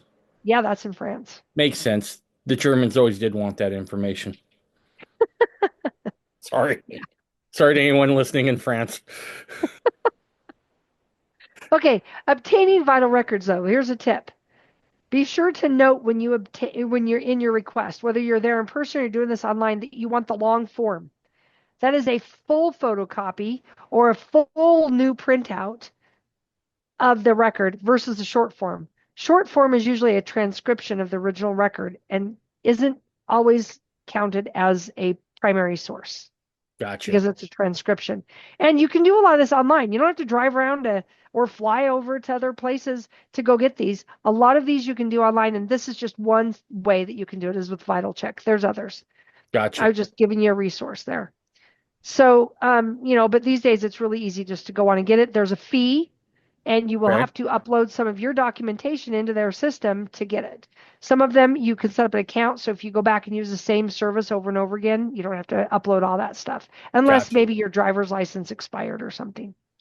Okay, research logs. I've used this term a lot. Again, very important to keep track of your stuff so that you don't, yield things that are not of value. A research log can be a calendar, it can be a notebook, it can be all kinds of things, but you're going to log your information by surname, by individual, by geographical area, or whatever organization method that you want. These are just some tips on how you can do that so that you can have different things. You can color code it. You've been in doctor's offices and they have all these tabs on the side of your record, Yes. when Yep. they printed them out anyway, back in the day. And they have color codes and stuff. It's so that they can find your records easy. You want to be able to do something similar with a research log. Okay. Okay. So, a lot of genealogists go and buy those old tabs and stuff. I don't know if you still can to put on their records. Oh yeah. Some of them just use color coded sticky notes or color coded paper that they print certain families on blue and certain families on white and certain families on yellow, stuff like that. You got to decide which method that you need to use the most. But at the top of it, you should have the surname, the individual's name, and what area somewhere noted and on there in your log. So I'm going to give you a couple of examples here. So calendars are also great for research, whether it's the calendar on your phone and you keep track of it, or it's the one on your wall, or you go back and pull out your old day planner from 1996. I don't know. But research logs and forms are also a variety. It can be a notebook, Right. and you can just put tabs for sections in there, or you can use a log that you can get online. There's correspondence logs also. So if you send a letter, because some places you have to send a certified letter to request information. If you send a letter, you should note that on a correspondence log that on this date and time I sent it. And, I even put like tracking information in there in case they Okay. say they don't have it, right? Smart. If I'm really needing that record for whatever reason. that's when I'll go and do that kind of a thing. So just keep track of all of your information. Make notes in here of, whether the results are negative or positive. Make your notes and say, you know, yielded the following information or, dead end, whatever. Track it over time and you're going to get better at doing this. Gotcha. So attaching records to your notes is also going to be very helpful. So at the beginning of this, I had said, on the back of my pedigree chart or my family group sheet, I'll write notes on the back sides of those on my paper copies sometimes. Additional children, additional wives, you know, or where I have their record, their vital records or whatever, log numbers. I keep track of all of that. Collect all the records you can about a person in that family unit before moving on to the next generation, just as a reminder, and record information on your ancestors in chronological order. And then, the fun part is the stories that you learn along the way. Our ancestor Right. stories are extremely fascinating. The things that they've gone through, they can help us in our lives as we get to know them better. You know, while it's not necessarily what we need to do for family to go and do endowments in the temple, it's a lot of fun. Well, And it's a way that you get to learn more about yourself, right? right. Um, Often I've wondered, where do I get my propensity for smoked meats and short bursts of anger, right? Like, where does that come from? Um, and knowing that is huge. The other thing I would say is that I firmly believe that getting to a point to where we grow closer to God and becoming more like God is both an individual and family matter, right? And some families seem to have, mine included, I think all families have some of this deficiencies, right? And if you want to break generational curses as it were, you have to understand where those come from, right? And it's your job in this mortal sphere for the time you have here to advance the football down the field closer to a more Christ-like way. And you have to be able to go back and review and see where that comes from and learn how to root that out. Yeah, for sure. But I'm going to take this to a fundamentalist point of view here a little bit too. You know, Going back to, say, Brigham Young coming across the plains kind of thing, Hmm. we wouldn't have all those stories if people Right? didn't keep records, Yep. if they didn't have their journal entries. Right. If Wilford Woodruff did not write as much as he wrote, we would Yep. not have half the doctrinal things that we have, or Nope. proof that those doctrinal things existed when the naysayers come along, Right. you know, or proof that not just naysayers, but inflated stories come along to prove that this was here. And, you know, but this is how we have these stories of faith and of courage to face things, or even good scandals. Who Yes. doesn't love a good scandal?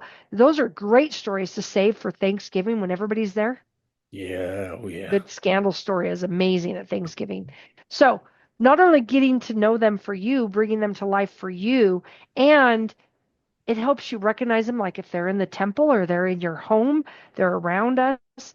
But it's going to teach history for us, for Yep. ourselves, for our children as we share that and we pass that information along. But think about it in a different way also. Fundamentalists, we're notorious for not wanting to track records because why? We don't want any proof Right. so that nobody has to go to jail or whatever else might happen, right? Yep. But we lose so much in that process. We lose so very much. What if if you or your spouse has this amazing story that is very uplifting, if you don't record it, at least share it verbally and pass it down through the next generation. The Navajos have a great ability to pass that verbal history down. And I think we could learn something from that. If we don't want to write it down, at least get better at verbally passing along the information. You know, and I'm just going to say a little bit of an example here. What if you find out that your great great grandfather had a certain health problem, Right. and so do you and your sibling, Right. and it, like Interestingly enough, just a few days ago, I found out that my grandfather, no, my, yes, my grandfather, I had to stop and think about this for a minute. My grandfather died of stomach cancer. Ooh, One of his 10 children did also. interesting. I didn't know anybody else except for my aunt had stomach cancer. There's just little things that you're going to find out. I have another ancestor who was a Baptist minister in the early days of the church, Kirtland era. The missionaries came and found him in New York. Wow. He liked to drink Earl Grey tea. And we don't drink Earl Grey tea, word of wisdom, Right. right? So he drank it though because he had a problem with his throat and with swallowing. He got this dry throat thing. And I didn't know that until you start reading the things. And then Hmm. if you look at, like, say, homeopathic, the way that they look at things, a homeopathic doctor, they look at things over 9 generations. This is why Right. doctors want to know what your medical history is, because there's a propensity for it to show Yep. up in future generations. And when you find these things out, it's like, okay, I like tea. I clear my Right. throat a lot. I have huge allergies, and I'm in the middle of the desert where a lot of them, it's not helpful. I like warm tea. It helps soothe that. Right. Something having connection with this guy, Yeah. you know, Absolutely. maybe for slightly different reasons, but you do. Yeah. But take time to read these documents and unveil the stories of their lives. Our lives are like an onion. You can peel back the layers. All of Yep. us are. Scriptures are that way. And that's why, because we're so layered. Attach pictures when you can. Transcribe and share these stories with your young. The younger generation needs to know, or they are going to be lost. But when you record stuff, record it in that chronological order. You Absolutely. know, have fun with this process. One of the things I wanted to do to help my mom, she turned 90, and the year she turned 90, we did a big party. And the year before that, I started collecting stories. I started having her record things. I would ask her questions just randomly, and I'd record it on my phone. I'd go transcribe it. And I printed them all up, and I laminated them, and I put them around on the tables and let the people read just different little stories about her life. Like, tell me about when you were baptized. Where did you get baptized?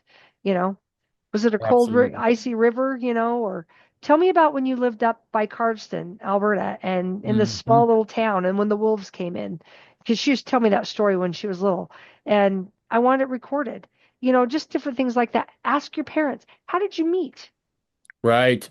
Record that information. So here's an example, because I'm telling you, record, record, record, record. What do you record? Tell me how to do this. Here's an example. You have a year, 1661. That is a birth date that you found on some random census record, and you are unable to locate this Anthony Coombs, who says on that census record from Nova Scotia that they were born in France. And you even know that it was Port Royal, Okay. okay? And that they had, oh, I didn't completely put this there, but I missed something when I was typing in. They have a son with the same name, born about 1695 there later on.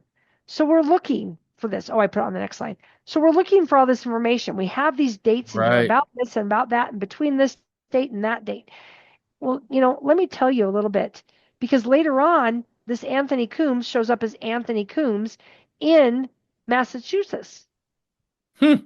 Still can't find where he was born. I can't find anything. Well, come to find out, there's an Antone Cumeau in France, and there's a Cumeau line. And some of our families went and they did this research, and they used DNA, and they tested the oldest living son, or the oldest living male person alive in this family. Coombs family, Cumeau family. Had both of those guys tested. They're relatives. And they Wow. both descend from the same person. Found out because of DNA. Because of that, I could go and find records in Port Royal, France, that showed Antoine Cumeau was born in 1661, and I was able to find out the record that I needed to prove more of his existence. Interesting. Yep. So that was really cool. And it wasn't me who did all this research, but I needed this information for something I was doing. Other families needed it for them. They found it and I benefited from it. Just like you were saying when you went in and you opened up your tree and boom, somebody else did something. So I was able to benefit from that and go and, you know, help them. Right. So we need to put all of this together and to know what we really need basically as we're going through this. Now, putting it together for having fun and doing all this genealogical stuff that I just talked about is great. It's going to at least help you to understand. But what do you need to know to take a name through the temple? You need their name. Right. They're accurate first and last names possible. Their spouses' names if you want to do any sealings, their parents' names if you want to do any sealings. You need to prove that each of these people were alive with a vital record: birth, marriage, death, divorce, a christening record if it's way back in time, something like that to help you to know for a fact that they were there. And then you're going to need to record this information and keep track of it. I suggest that you make a form and say, a record of here's all the names I've taken through the temple and when I took them through the temple, and use those family group sheets that I showed you at the beginning of all this and record the LDS ordinance information. The Right. fundamentalists, cross off LDS if you want, put fundy, I don't care. Record your ordinance work for each of Right. those individuals on that family group sheet. That keeps that all together and it will help you and your family in the future to really Absolutely. know what's going on and where they need to come in and pick up the pieces. Yep. Okay, I've helped families where they brought me their records, their parents' books. Their parents died, or their parents can no longer do it, and they can't help them because of their health circumstance, and they don't know what to do. They don't Uh-huh. know where to start. Review this stuff, go over it, teach your kids, even if they're not interested, keep trying. Teach them, come back to them in their late 20s, come back to them in their 30s, come back to them in their 40s. Eventually, they're going to be interested. Share this with them. Yep. And for heaven's sakes, when you have family events, talk about your family history. Share that with your kids. Tell stories. Make it exciting as they're learning Absolutely. and growing up, and they will learn to love this as well. But learn as you go how to do this. There's going to be things you're going to find that work well for you that I've suggested. There's going to be things that you're like, yeah, that's not me. Maybe you have ADHD. I have that in my family, and you cannot do it this way. You're going to find a way to do it that works for you. Use your ADHD as a superpower to make this work and get your temple work done. That is what this is about. This is about saying, here's a method, here's some standards, here's the way these abbreviations work, here's records you need to look at. You will find the way that you organize your information and what works for you. But just make sure that the next generation or a sibling or a spouse understands what you're doing Right. so that they can use that information later as well. Your best resources are your oldest living relatives, the records that you have in your home. Now, public genealogy libraries, family, history, church history centers. There's also online learning centers. All of that is going to help you find, your ancestors. But to know how to do it and maybe get different perspectives, there's blog posts, there's YouTube channels, there's all kinds of stuff that you can do to find your ancestry. And I hope that this has set you up well enough that you will be able to say that you seek dead people. And in bonus, you'll find some live cousins in the end and make new connections. And maybe it's a cousin that hasn't learned about the gospel, and you can share the gospel with them as well. Awesome. And I so appreciate you coming on and doing this because, like I said, as a people, by and large, not all of us, but fundamentalists have been removed from temple work for about 100 years and anything that resembled it. And this was needed. And there's a few things I want to say, and then I'll turn it over to you for anything else you want to finish up with here. That was the end of your presentation, right? Yes, sir. Okay. Mhm. Again, and I know I'm sounding like I'm beating a dead horse, but it's for a reason. Seasons have changed. The excuses are over. You're not waiting for the temple to open the LDS church to open its temple doors anymore. That's done. Those days are over. The wait is done. The Lord now expects, I'm sorry. The Lord now expects something different. And I feel this to my core. Seasons have changed. It's over. There's no more excuses. There's no more time to wait. There's no more time to screw around. It's go time. It's go time. All hands on deck. Here we go. Get to the temple. Get your ordinances done and do the work for your ancestors. There are people that are willing to help you do that. Reach out to me. I can put you in touch with Anne. If you need help in other areas getting ready, reach out. There are people, good people, who are just full of love and who desire nothing more than Christ like service to render that on your behalf to help you get there. Next, if you're a more experienced person within the restored gospel, a fundamentalist, and you have lived through these hard times, please tell your stories. Write them down. If you don't want to write them down, record them. If you don't know how to do that, reach out to me. I don't have to publish everything I record. I will help you.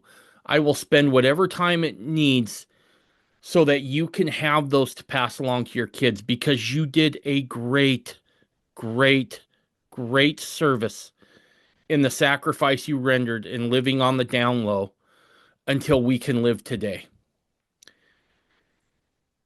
To those people's kids and grandchildren, they preserved all of this for you for this time.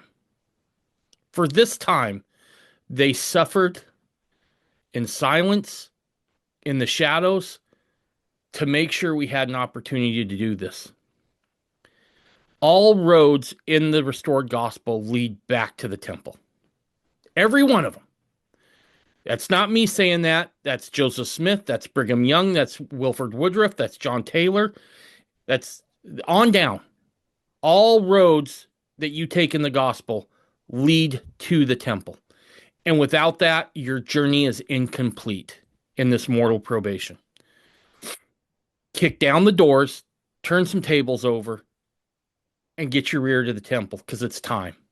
It's time. The seasons have changed, not just for yourself, but for your kindred dead.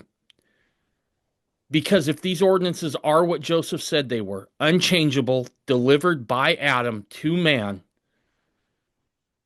then they need the full endowment. They need the full ordinances with proper priesthood authority, and it's time. It's time for you to pick up your mantle. Our calling isn't the same as what your ancestors were, what your grandparents were. Your calling now is to embrace the fullness and all its beauty and its majesty and its glory. And it's time to go. So we're in a different time now. It's time to act. There's no more time just to hide with our families in the shadows. We got work to do. And what do you got? Well, I just want to add that I think that you are spot on many, many, many of those things, if not all of them. And I want to add that you have family waiting. You have family waiting on this side of the veil and on that side of the veil for your example to do this work and to take it forward and to do your temple work, to get your own endowments so that you can be in the right place to hold that door open from that quote that I read when I first started this for your family, to give them hope. And if you don't record your stories, what will your grandchildren know about you as to why you made all the sacrifices that you made? Why you didn't have certain things in the life? Why was that so important that you would do that? If it's not written down and recorded, they won't know. And it will affect their testimony. It will affect them and their development spiritually. And all roads do lead back to the temple in the restoration.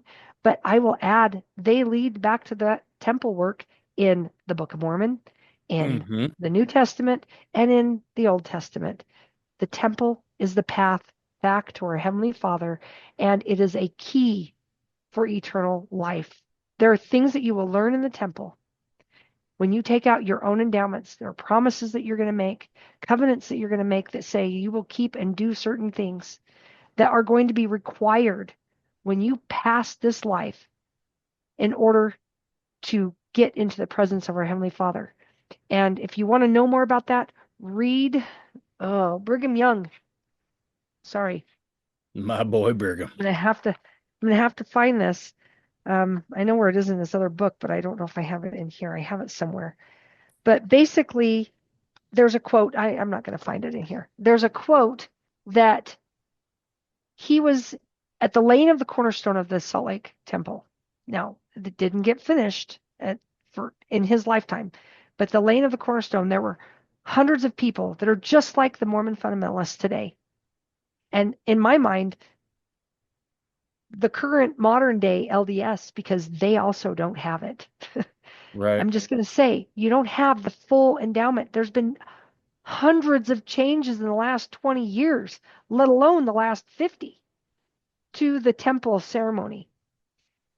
But Brigham Young knew at the time when he laid that cornerstone that most of the people there did not know what it meant to have their endowments.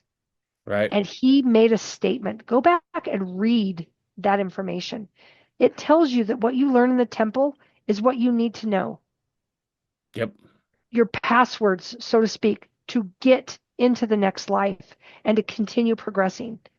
But you have family waiting in this life for you to set this example and to show them the path that they must take. We cannot sit on the back burner anymore for many, many reasons, not just as fundamentalists, but as Christians. We need to stand up and stand in holy places Yep. and to show where we are. Our Savior's probably not that far from coming. And I get that, in 1968, we probably heard this as well, but we're even closer.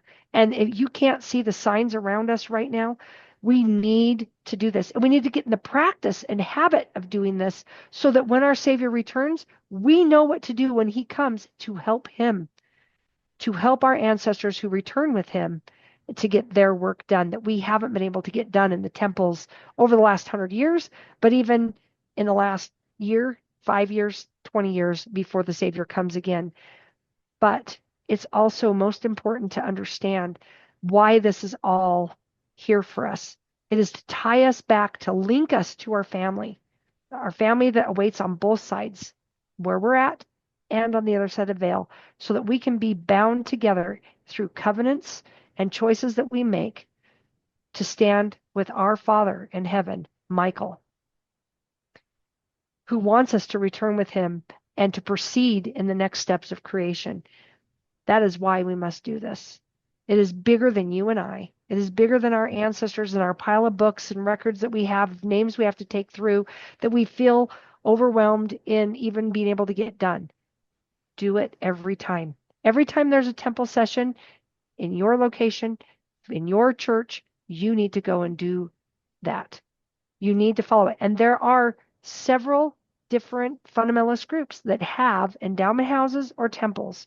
You have options. You have a variety of things that you can do. Stop wasting your time. The time is now to act and to stand in holy places.